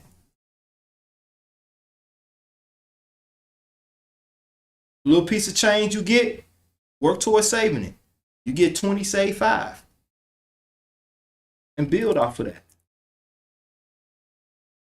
Because I'm going to tell you, what we're raising now are very needy men. You got men now that want you to take care of them. Why? Because the woman nowadays, unfortunately, she done had to work 3 jobs. And now the man gets to come in and he like, now him, and your 3 children all sitting on the couch waiting for you to come in. Talk about some, what we gonna have for dinner? I'm so hungry. And you looking at them like, I got 4 children. But only 3 of them came out of me. And the other one is the one that put them there. So to break that cycle, stop saying that, oh, ain't no man there. We get that. There are things out there and resources to help you with these boys.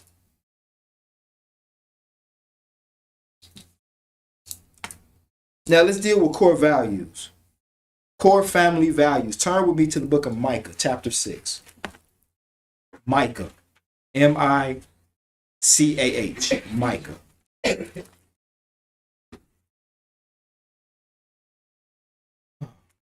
Micah is after the book of Hosea. No, that's Joel. Micah's after the book of Jonah. Micah chapter 6.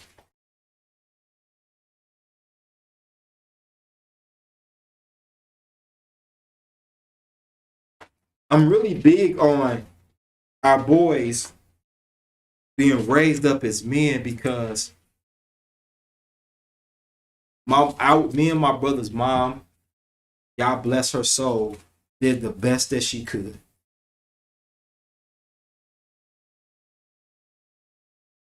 But it's speaking about myself, as I got older,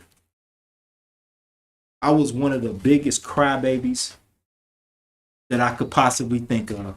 I'm just being honest. Can I be real for a moment? I was a cry baby.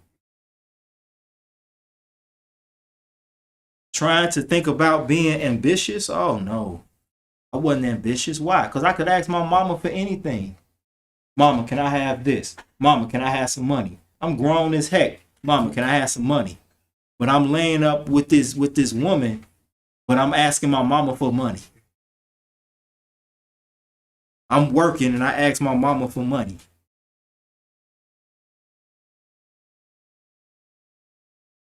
Yeah, no.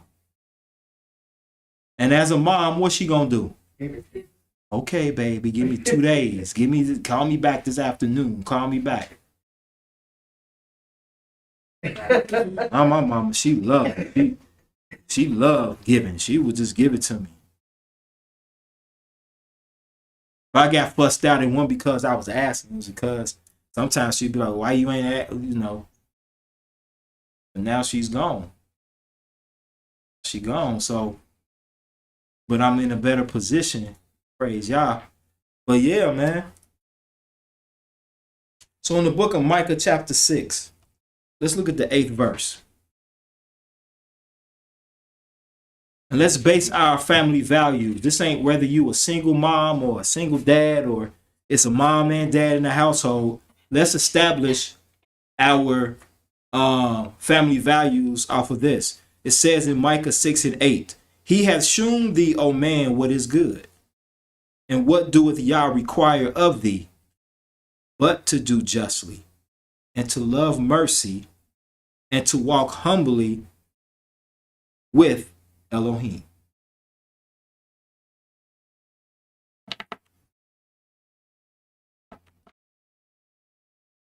So you can base your family values off of those things. Loving mercy, walking humbly before Yah. And then you create your family values around that.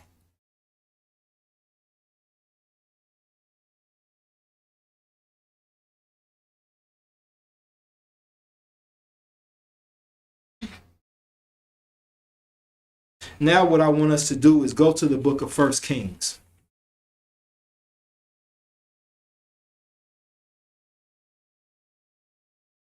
First Kings chapter 2.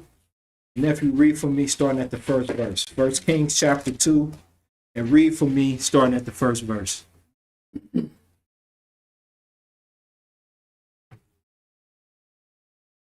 Anything y'all sisters want to add in? Anything, any questions? Anyone in the audience? If you're listening out there, type in your questions. Whatever questions you have. I'm reading them and I can respond to them. Whatever questions you have. Yes. 1 Kings chapter 2, start at verse 1. Now the days of David drew nigh, that he should die. He charged Solomon his son, saying, go all the way of the earth, be thou strong, therefore show thyself a man. Read that verse again. I go the way of all the earth, be thou strong, therefore show thyself a man. So David is telling him, I go the way of the earth, meaning I'm going the way of our father. So what we're going to need to do, I want you to follow these guidelines to show yourself to be a man.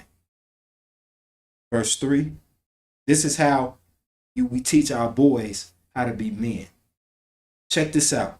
Sisters, hold these verses that we're going to read to heart. Write them down. Write them down so that you can share with your boys what it is to be a man. David is about to give you the formula. Start at verse 3. And keep the charge of Yah the Elohim. Walk in his ways, to keep his statutes and his commandments, his judgments and his testimonies, as it is written in the law of Moshe, that thou mayest prosper in all that thou doest, and whatsoever thou turnest thyself. Pause. There you go. Verses. 1 Kings chapter 2, verses 1 to 3. That is your guideline basis for these boys. You don't need to be a man to read these verses to your sons. And fathers, you got daughters, because I have all girls. I don't have no sons, I have all girls. But Takari come home with a little boy. Yeah, I sit there, my 12 gauge, we'll have our conversation. We'll talk. I sit there with my 12 gauge. I can only hope he don't sit there with his 9. And we just have a conversation. Because the one thing that I want to do is I realize, I know what it is to be a young man. But the one thing you ain't going to do is put your little willy wacky in my daughter before she say I do.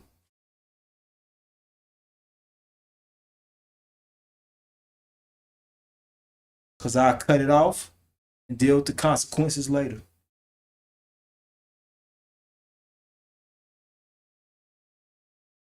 Give me no babies. You understand? So, and let them know, you keep your little willy wacky out of any part of my daughter. Any part of my daughter. So, ladies, you do have a blueprint to feed these boys with.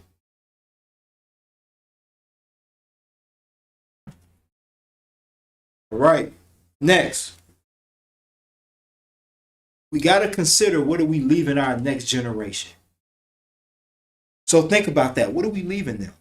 Are we leaving them with debt?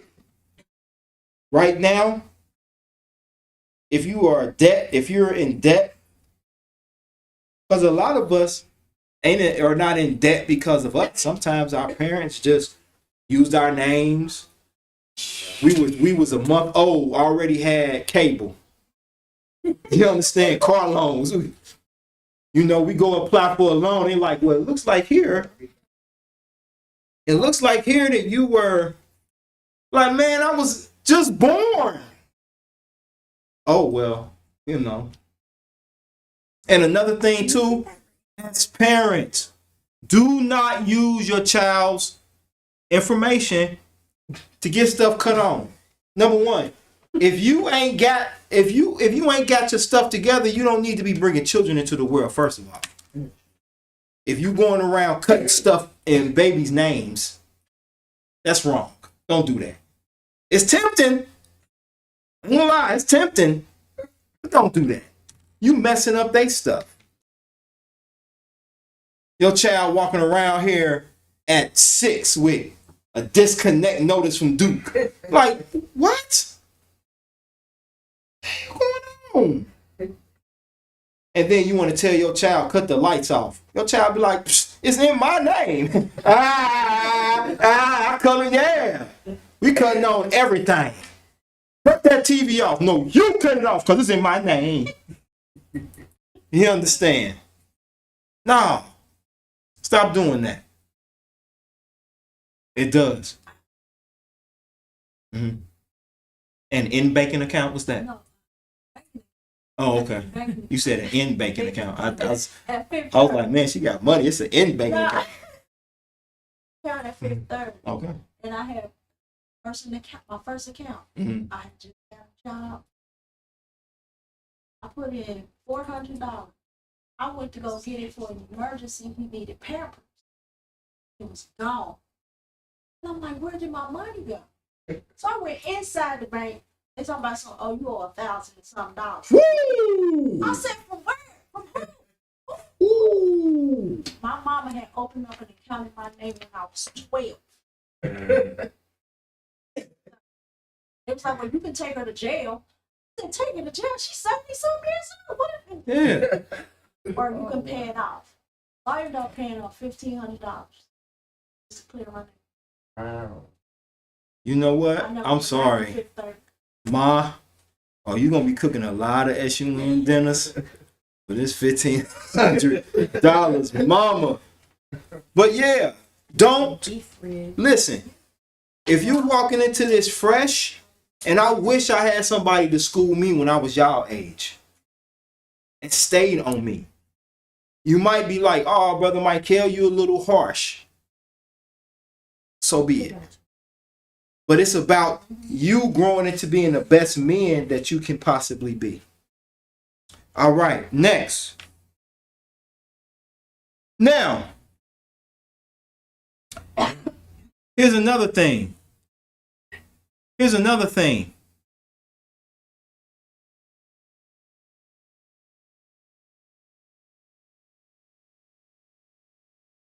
Well, this was more so of a rant a little bit, but I'm going to share it. Because I feel like this.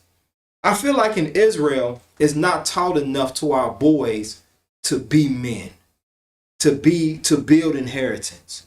We spend more time debating on this than actually growing and cultivating our young men. Now, we do it as individuals, but as a community, we need to do more. You know what? If this person believes in the new moon, guess what? Okay. We talked about it. We debated on it. All right. If this person believes a new day starts at night, okay. You don't want to listen to school, okay. But who's getting left behind are our children. Our children are being left behind. And our boys are left to themselves in a sense. To start building to where we need to have rites of passage. I feel that if we started a rites of passage in Israel like we did, our boys, not to say that they wouldn't be silly, but they would be a little less silly. The reason they so silly is because they don't have enough responsibility. What do y'all think? That's my opinion.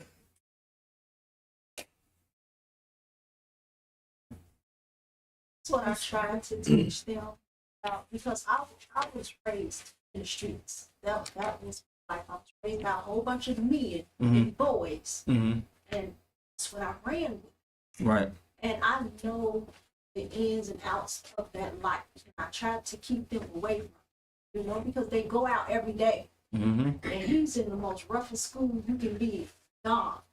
So Whoa. exactly. So I dealt with those type of kids. I grew up with those type of kids. So I know what he's dealing with. So I try to, you know, instill things into the tools to give him the tools that he needs to survive on his own.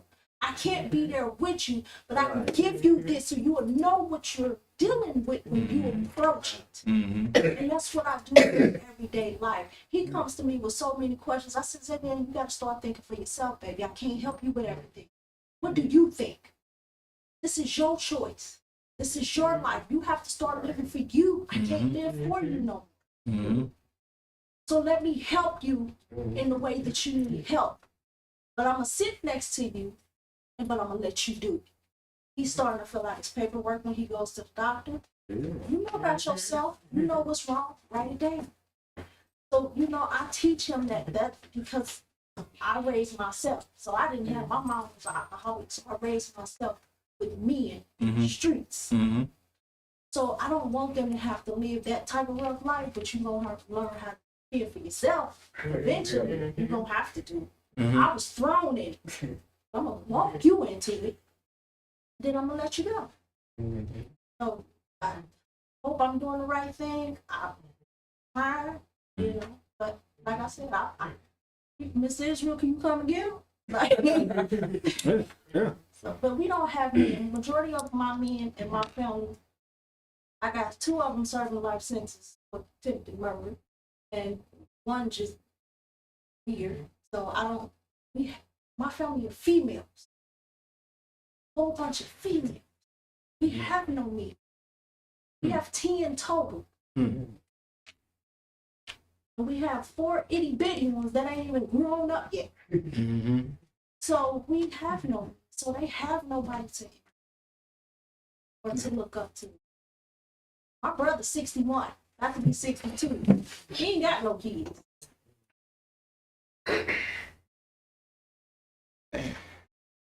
Come on. Well, they have no. But Give them a little bit of responsibility and increase it. That way they learn what it feels like. You got your first job, all right, start paying your phone bill. That's what my mom did with me. Like, it's only her. So she would have to stay in the house. So once you got your job, okay, you got hair stuff that you want to buy, all right, go ahead. Buy it with the money that you just worked for. Start buying your own clothes. Start doing this for yourself, a little by little. Just that way, once you 18, 19, all right, you got rent now. You can afford rent because you've been working. Like, you just gotta give them responsibility and trust that you're gonna teach them enough with the responsibility that they have. that's what I do. He gets money when he cleans my niece's house. He cleans around the house. I give him a allowance. He has 2 cats. He has to pay for it. You want to keep these cats, you gonna pay for the cats. That's right. So this little allowance, he be like, I gotta go get cat litter. Yes, you do. I go buy cat food. Yes, you do. So the video games is out right now. So That's Yeah, but so he's starting to know his responsibility, know what comes first and what. So he knew he had to take care of the cats rather than buy a video game. There you go. And here's the thing too. This lesson here was building building our young boys to one day be men. And I'm offering something that I wish that I had. You understand? I had my granddaddy. Was really it. I was the older, and what's so deep is I'm the older brother. I'm the firstborn. Excuse me. I didn't have anybody, that was older than me that I could look up to as a brother. You know what I'm saying? Like I'm gonna tell you, I was so thirsty for wanting to be part of something, like I almost got into selling drugs. Like, I'm talking about, I sold a little weed when I was in high school, but it was, I was getting there. I was getting there. And I came this close. I didn't know nothing about street.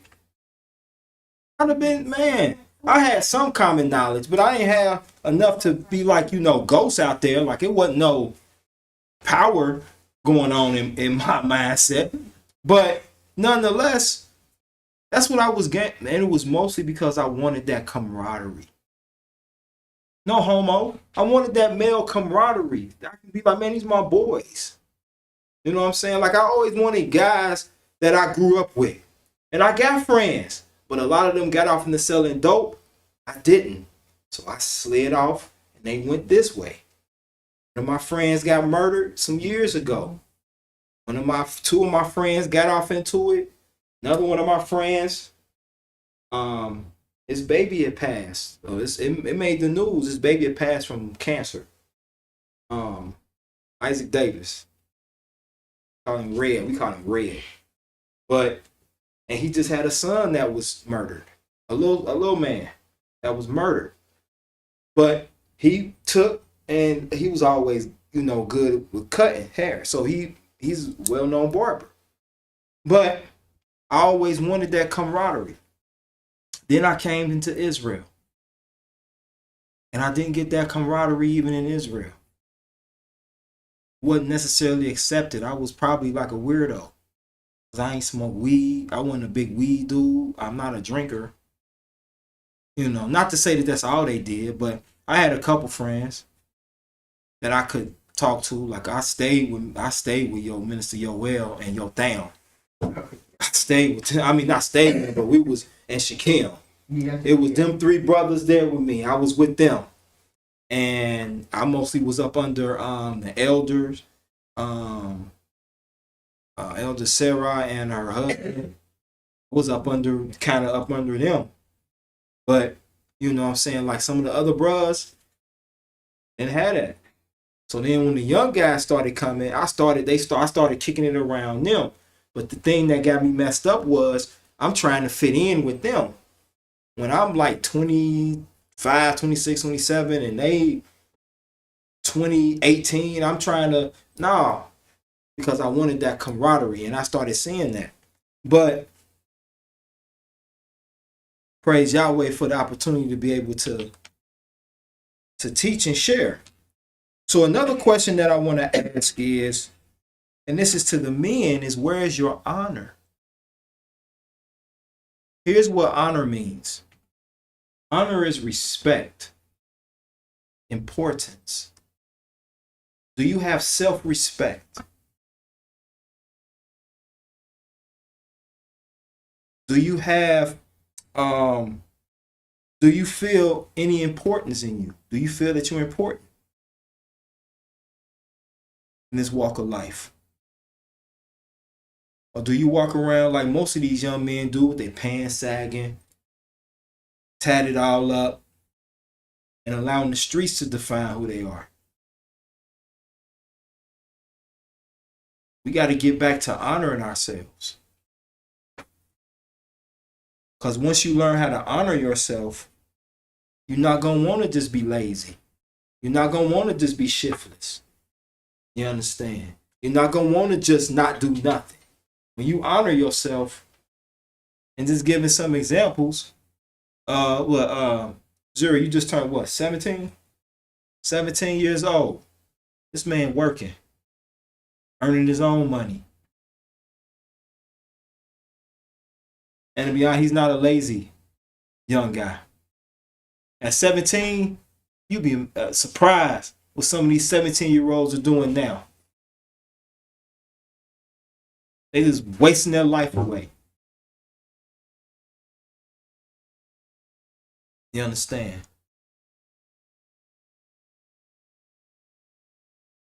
So get back into honoring yourself.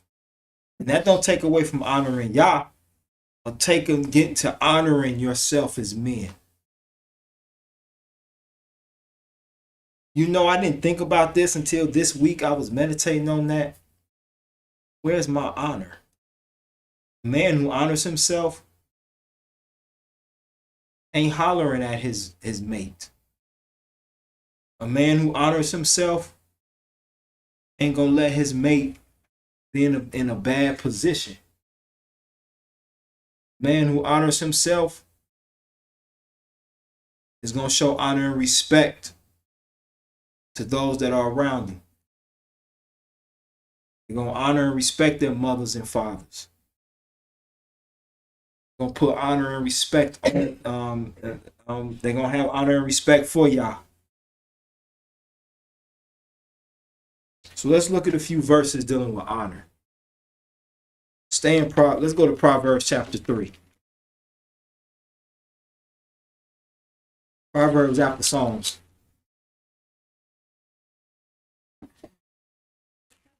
And 3 is after the number 2. Just thought I would, I'm trying to help, honor myself, so I'm trying to help. All right, so honor. Proverbs 3, nephew, read verse 9, please. Like, you ain't got your book? What I'm saying ain't important enough? Honor Yah with all thy substance, and with the first fruits of thy increase. So shall thy barns be filled with plenty, and thy presses shall burst out with new wine. Pause. Honor Yah. You honor yourself, you honor Yah. Now let's go to the book of 1 Samuel chapter 2. 1 Samuel chapter 2.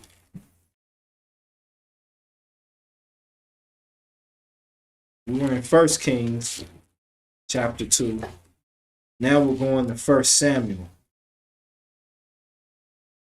chapter 2. 1 Samuel. 1 Samuel chapter 2. 1 Samuel comes before 2 Samuel.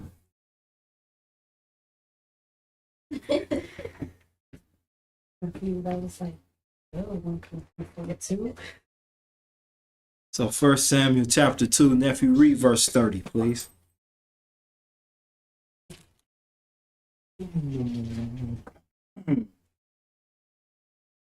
Wherefore, Yah thy Elohim of Israel saith, I said indeed that thy house of thy father, shall walk before me forever. But now Yah saith, be it far from me for them that honor me, I will honor, and they that despise me shall be lightly esteemed. So, in honoring yourself, you're going to honor Yah. And if we choose not to honor ourselves, you know what's deep is? Let me ask this question. If we don't show honor to ourselves, are we really showing honor to Yah? So when I walk around here and my pants are sagging, and I'm going around here referring to the Almighty's daughters as bitchs, am I showing the Almighty any honor? Am I honoring the Almighty if I watched a woman walk out the house, go to work, and come home and see all the stress on her and don't even think about contributing? Is that me honoring the Almighty? Okay. Very good.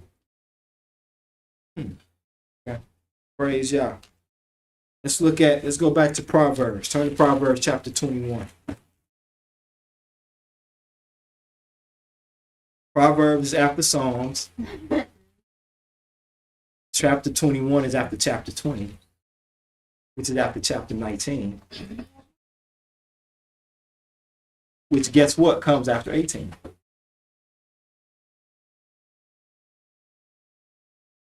See, man, see how I be trying to help the sisters out and they do. You're welcome. You know, sometimes y'all need to be helped with the count. It's okay. Is it 19? Yes, sir. No, 21. 21. I heard so many numbers helping y'all. It got me confused. I'm sorry. You're right, man. I threw you off by helping them. Yeah. So we go to Proverbs 21. Nephew, read verse 21, please. He that followeth after righteousness and mercy findeth life, righteousness and honor. There you go. When you follow after righteousness, you're following after life. And you gotta honor yourself. Now let's go to the book of Proverbs 15. I should have read. Now 15 is up from 21. So we're gonna go to Proverbs 15. All right. Way to listen. That's what we used to do with the preschool. We used to get things right. Yeah. So in Proverbs chapter 15, nephew, read verse 33, please. Fear of YAH is the instruction of wisdom, for honor is humility. Yep. For honor is humility. Humility comes in when you're being reprimanded for being wrong. You understand? All right. Now let's look at this verse. Let's look at these chapters. Stay in Proverbs. Turn to Proverbs 12. Yes, Proverbs. Got a lot of advice to do. I know. Yeah, Solomon is very wise. Yeah. We can learn how to read people and life. Yep. I thought you And hey, learn how to read. and they can learn how to follow numbers. So in Proverbs chapter 12, nephew, read verse 24. The hand of the diligent shall bear rule, but the slothful shall be under tribute. Slothful. The slothful. Tribute. You know what tribute is? It's forced labor. Forced labor. Slavery. Almost. I'll be slothful during the end. Because think about it. You lazy. You don't prepare things, right? So if you don't prepare anything, yeah. And every man that borrows is a slave to the lender. All right, next scripture to read. Do turn to Proverbs 18.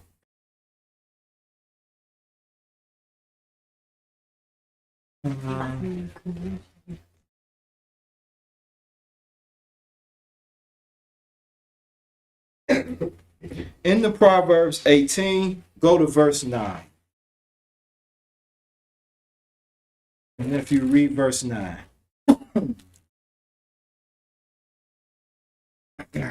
He also that is slothful in his work is a bother to him. Oh, is a brother to him. That is a great waster. There you go. There you go. He also that is slothful in work, lazy, shiftless. Don't put no time into your work.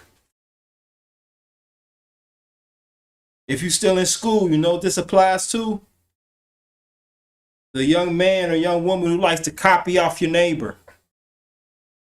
Get in a group and let me see your paper. And then get mad when everybody at the table wrong. Now you mad. I ain't tell you copy off of me. Let's turn to the book of Proverbs, chapter 6. Comes after chapter 5. So you getting free education. Yeah. Just work for it. That's right. That's right. That's right. And we so goofy. Our children, I love our youth, but our youth are so goofy that they copy everything, even the other person's name. I ain't gonna lie. You'll be like, why does Tasha got 2 papers? You be like, No oh, name. did you put my name on your paper? Yeah, I copied everything. Like, man, you need to be suspended. You need the special class. All right. Let's go to verse number 6. Now, if you start reading at verse 6, this is what you were talking about earlier. Go to the ant, thou sluggard. Consider her ways and be wise, which having no guide, overseer, or ruler, findeth her meat in the summer, and gathereth her food in the harvest. How long wilt thou sleep, O sluggard? When wilt thou arise out of thy sleep? There Let a you little go. sleep, a little slumber, a little folding of the hands. So shall thy poverty come to as one that travaileth, and one as an armed man. There we go. I think it's another one where we talk about sluggard will be robbed by sleep. Hold on. Let me find it. Let's see if this is it. Wait a minute. Let me see. Let me make it. Hold on. Poverty robbing. Probably Robin. He's always wanting. Always going to be found wanting. Let's go to Proverbs. Go to Proverbs 22. Let's see. Could have been leaving order. Let me see. Yeah, I Look could my have. numbers, But, now would you? yeah, I could have, but what fun would that have been? Y'all fingers don't get no workout anyway, other than on that phone.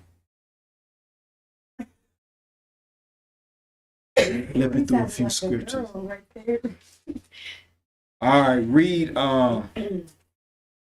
read verse 7 in Proverbs 22. He found wrong. Okay, cool. Then we'll read that too. 7 and 22. 22 and 7. Proverbs 22 and verse 7. The rich ruleth over the poor, and the borrower is a servant to the lender. See what I'm saying? There's nothing less attractive than a man always having his hand out. But some men like living like that, don't you? Huh? Don't y'all want to be vagabonds? Working is evil. So I'm going to just beg everywhere I go. I'm going to be a free spirit. I'm going to just beg and ask for stuff. Well, how you going to survive? I'll ask. I'll have my little cup. So what we're doing now is instead of preparing an inheritance, we're preparing cups. We can collect change. Like, boy, why you got this cup here? Because one day I'm going to need it. Like, boy, bye. What's the scripture, man? Oh no, we just read it. It was the. It was that one? Okay, praise Yah. Very good, very good. Praise Yah. All right. Okay, now, are there any questions? Any comments? So what are we going to do now from here on out? Let's work on cultivating these boys. Be men. Now, I had to say, like, there's a young man in the classroom. He's flaming. Not can really, but he's a good student. He's just on fire. If you know what I'm saying. You know, he's spirit fingers. So he's already got himself mapped out, maybe later in life. But for those who can be, let's start encouraging these young men to be men by living the example of what a man does. You know, and fellas, y'all want to start having these urges and laying with these sisters, and it don't make you a man because you got it don't make you a man because you have a high body count. You know that, right? That don't make you a man. and make you a whore. That's what it makes you.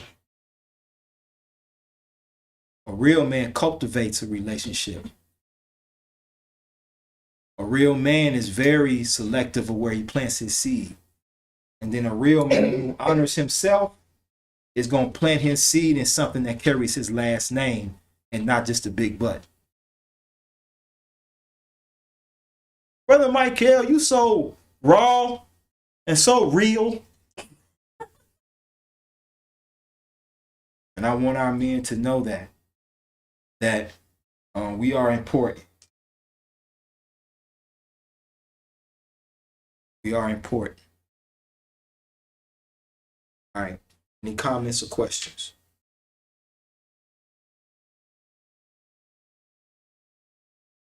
Yeah. Brother Brown.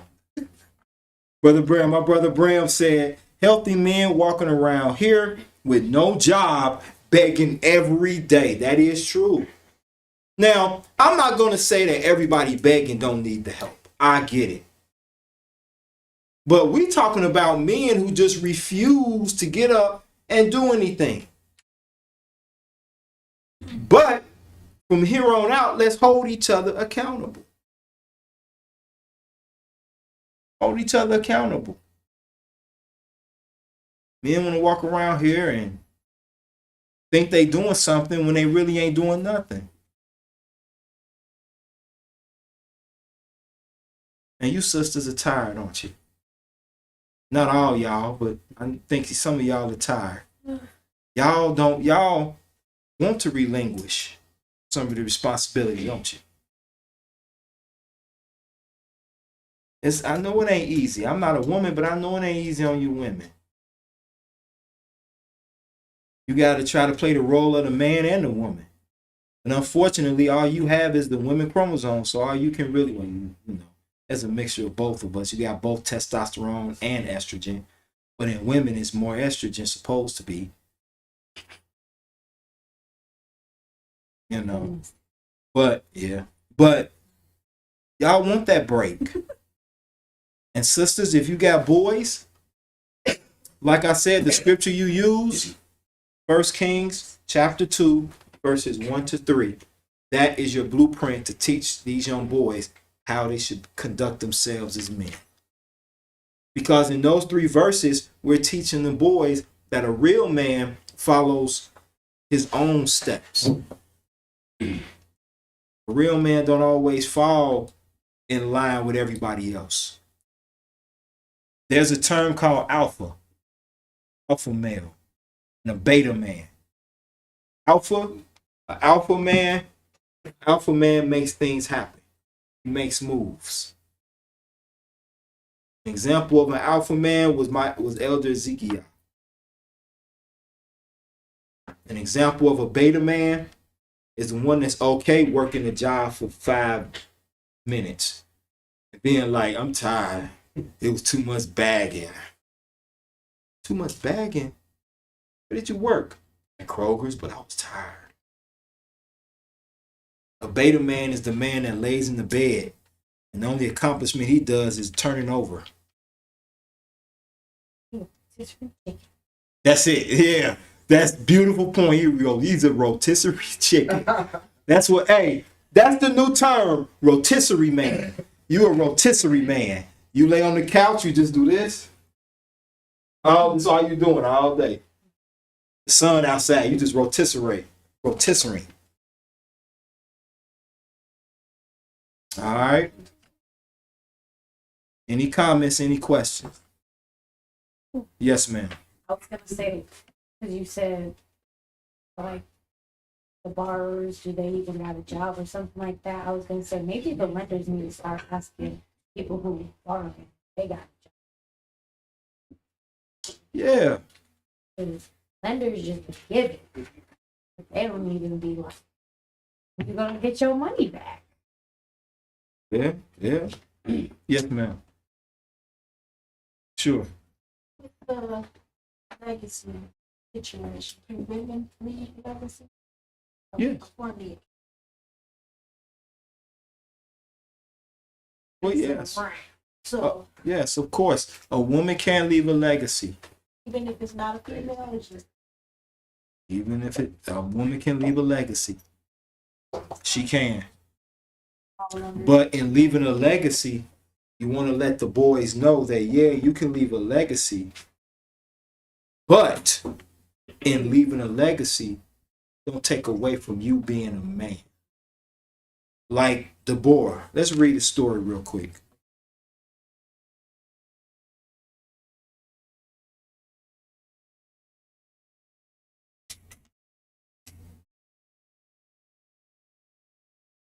Let me see.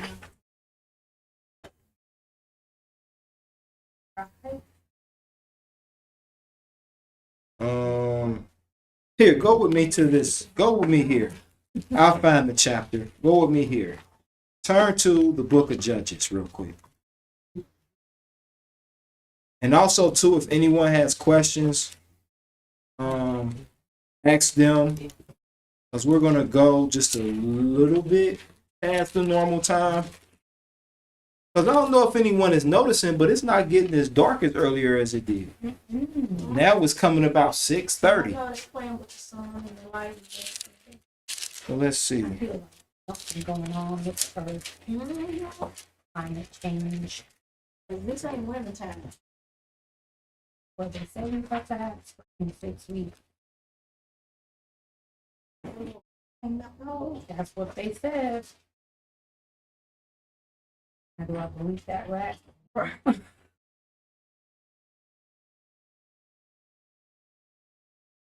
excuse me. I don't know why.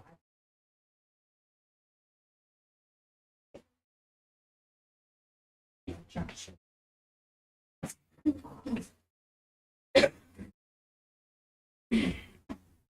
Okay. Turn to the book of Judges chapter 4. And let's look at a verse here. This is dealing with Deborah. And I'm going to get a sister to read for me.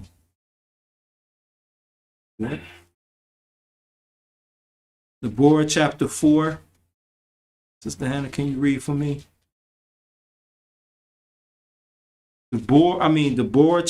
Judges chapter Judges chapter 4 and start at verse 4, please. And the children of Israel cried unto Yahweh, for he had 900 chariots. Judges chapter 4. Judges chapter 4, verse 3. 4. I said start reading at verse 4.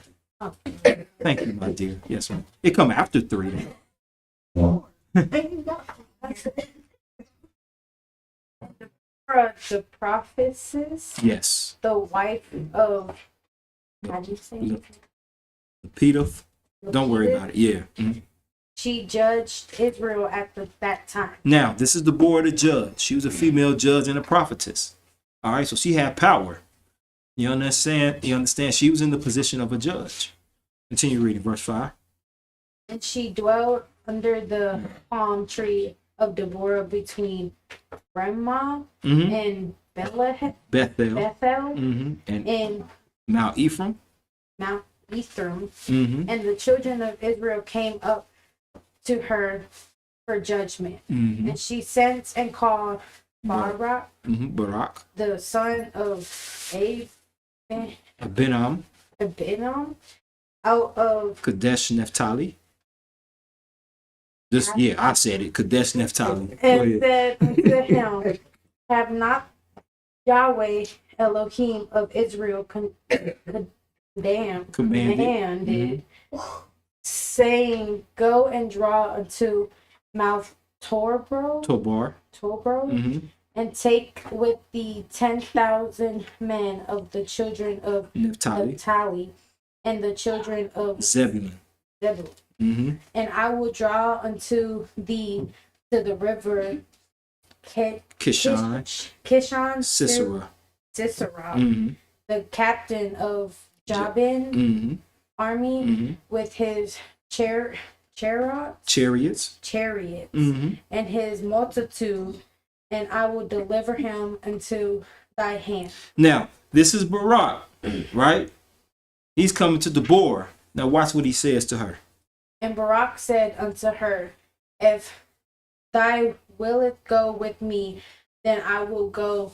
But if thou willeth not go with me, then I will not go. Now, Barack like, look, this is a captain. He like, look, I'll go if you go. But if you don't go, then I ain't going.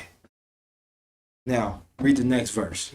And she said, I will surely go with thee, notwithstanding the journey that thou takest shall not be for thy honor. For YAH shall Sell Sisera into the hand of a woman. And Deborah Deborah arose and went with Barak to Kadesh. Kadesh. Now, pause. Now, what she basically saying is this. Look, I'll go with you, Barak. I'll go with you, Barak. But you ain't going to get no glory from it. It's going to be said that this was given into the hand of a woman. So I read that to say that, yes, you can have a legacy, but still make sure that these boys know that even though I'm going to build this legacy, you still have to be men and build your own. You understand? The reason that our women are building legacies is because we live in a society now that's backwards. It should be the men leaving the inheritance. Praise Yah. Any comments? Learn these names. Yeah. The more you read, the more you get. Okay. Praise Yah. Oh, Shabbat Shalom, Brother Brown. Praise Yah. Wifey typed in. She said, Minister, this was an excellent lesson. I hope everyone listened intently to know that you're not condemning, but empowering our young men to want to do better, and for parents to have accountability. Praise Yah. Thank you, wifey. But that's it. So from this moment on, fellas, gentlemen, and that includes me, we're going to hold ourselves accountable. Hold ourselves accountable. This week, whatever you need to do in order to work towards being that great man, do it.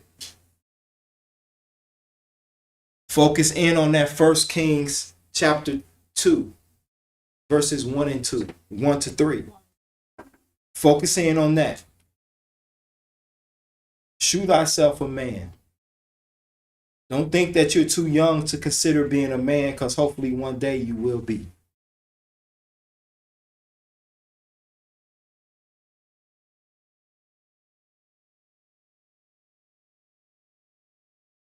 On the progress report and what you're doing day to day to grow and to build and to become a better you. Progress report. You got a business you want to start? We're talking about it. Get on it. Starting this week. Got to get on me. Starting this week, we call each other on a progress report. You can text me, call. This is what I did to get started. Because don't you ladies like action? You want to see the man take action. You want to see the man take action. What happened? Oh. Y'all want men to take action. So this week we got to hold each other accountable. That go for you too, fellas. Whatever helps you to grow and become better. Because eventually you're going to be men. You understand? You got towards this book he trying to do. You got off. Yeah, He's trying to write a book? no, he got stuff already written down. He just needs to type it up and do something with it. So what you It's waiting just on? sitting in a folder up under his TV. Ooh, I she just telling invest- all your secrets. Yeah, I invested in a laptop and it's just sitting there collecting dust. Really? All right, this is what you need to do this week. And I'm holding you to it. 4 pages. You take the women magazines, close them, put them to the side, get your computer, and get to working. Use these fingers for more than what you're doing with them. But that's going to work towards building towards being a greater you. and you got a little brother that's looking up to you. You can't be doing the same thing he doing, or he surpassed you.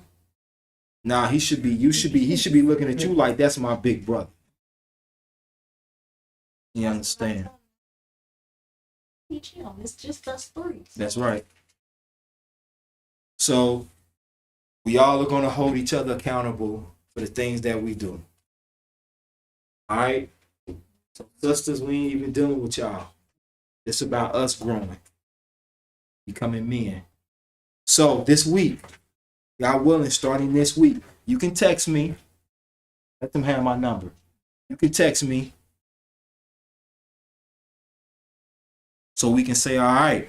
So what we'll do then, y'all willing, is we'll text what we want to do.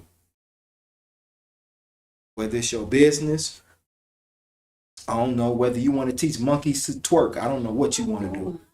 Whatever it is you want to do, you want to finish that book and whatever you want to do, we all can just hold each other and text each other. Like, okay, so what steps can we do?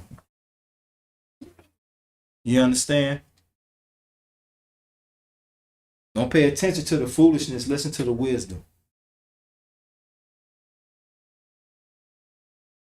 It ain't got nothing to do with you ladies. Between us. Men. Growing to be men. All right? I mean that. Text me y'all willing this week, starting tomorrow. We'll text each other the ideas that we want to do. You got to tell me the intricacies of it to say, hey, this is what I would like to do. And then we help each other get there. You understand? Do you understand? I mean that. Do you understand me? I mean that. I don't mean to talk to y'all like your children. Some of y'all. Because I know we got two men here. And that go for the fellas too. They left. But that go for them too. They can Elder, they can have my number. I think Hootie got it, but I don't know if Zuri do. But they can have my number too and have them text me this week what you want to do. You know what I'm saying? And we can start that. Y'all willing this week and we'll text back and forth and hold each other accountable. That way it ain't me just up here preaching. We actually put something in order. We can even start the rites of passage program through us here. And we do the rites of passage. You understand?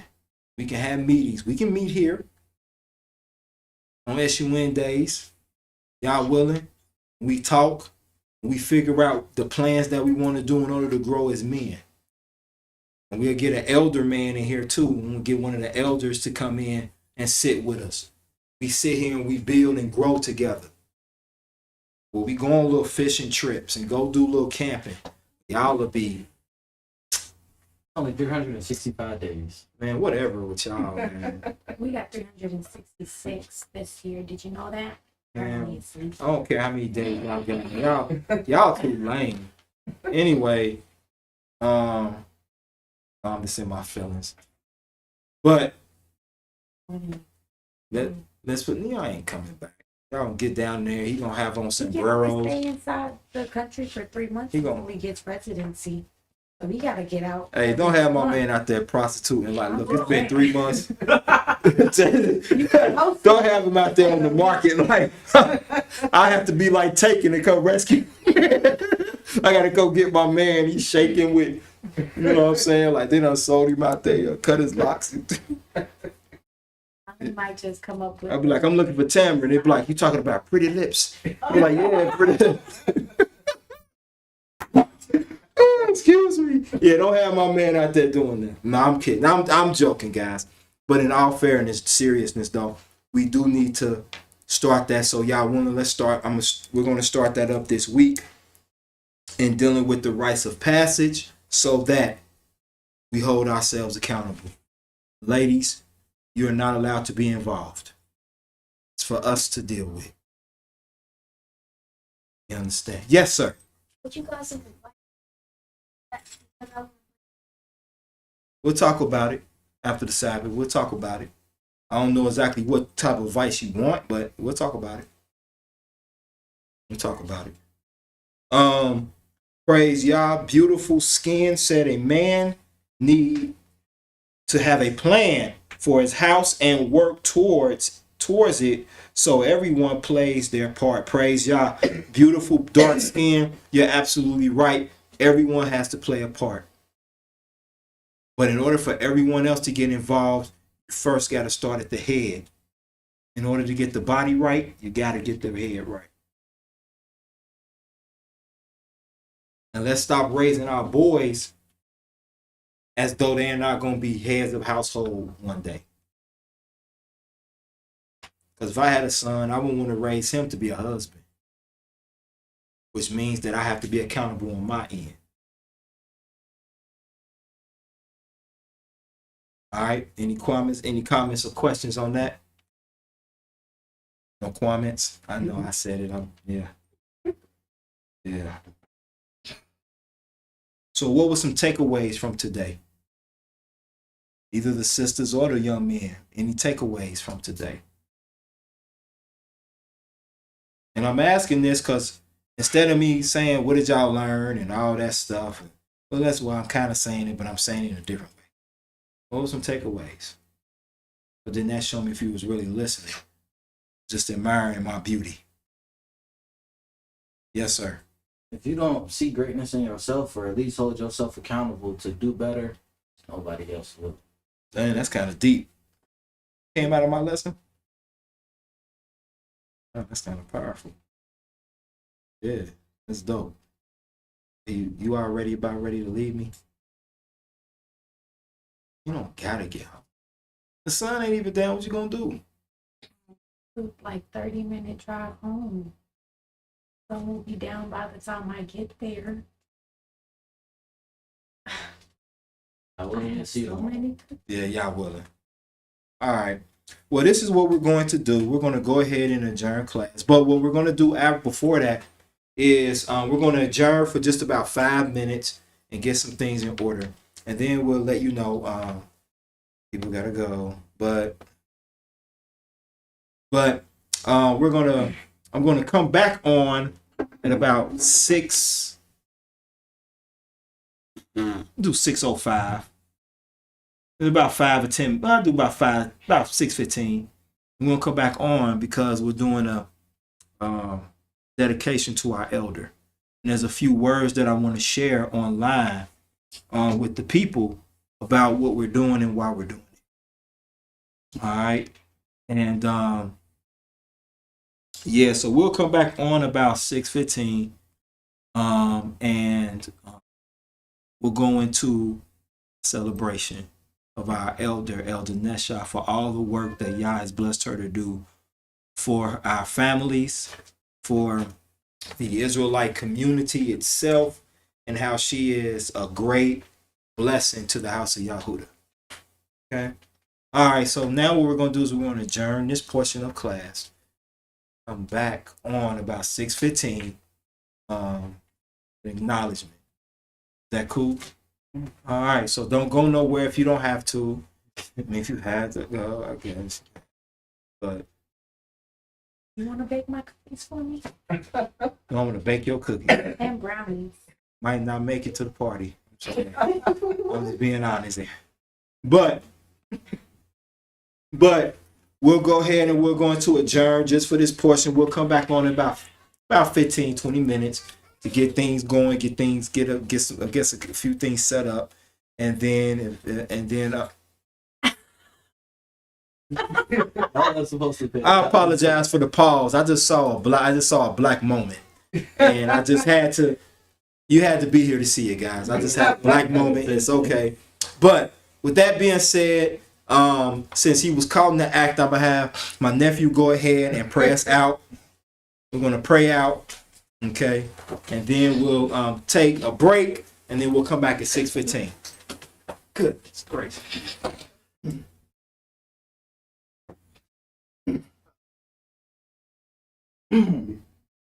Psalms 58. Okay.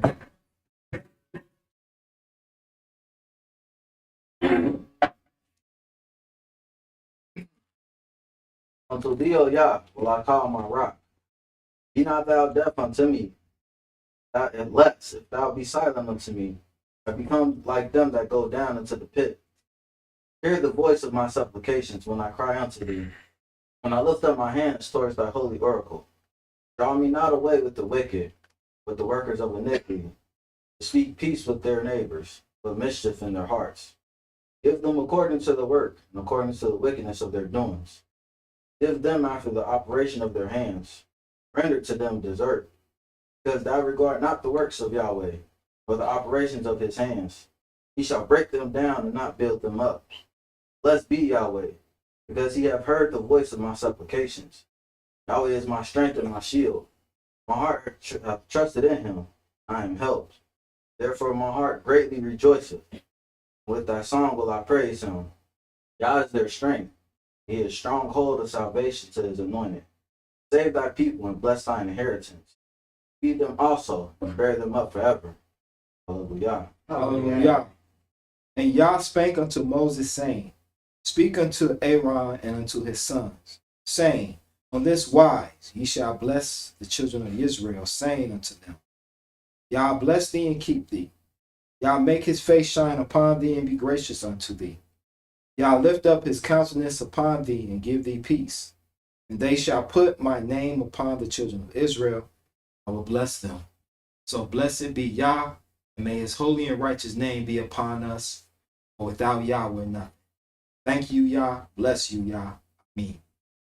All right. So what we're going to do is we'll come back at 6:30 because we got some people that's coming and bringing some stuff. So we'll come back about 6:30. And we'll come on back on and join us. We're not going to take up a lot of your time. But we'll be on and we'll be doing that. So praise Yahweh. Thank you. So come on back about 6:30.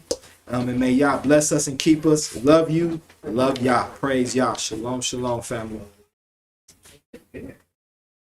I've been trying to take them off. I wasn't supposed to pay attention to me.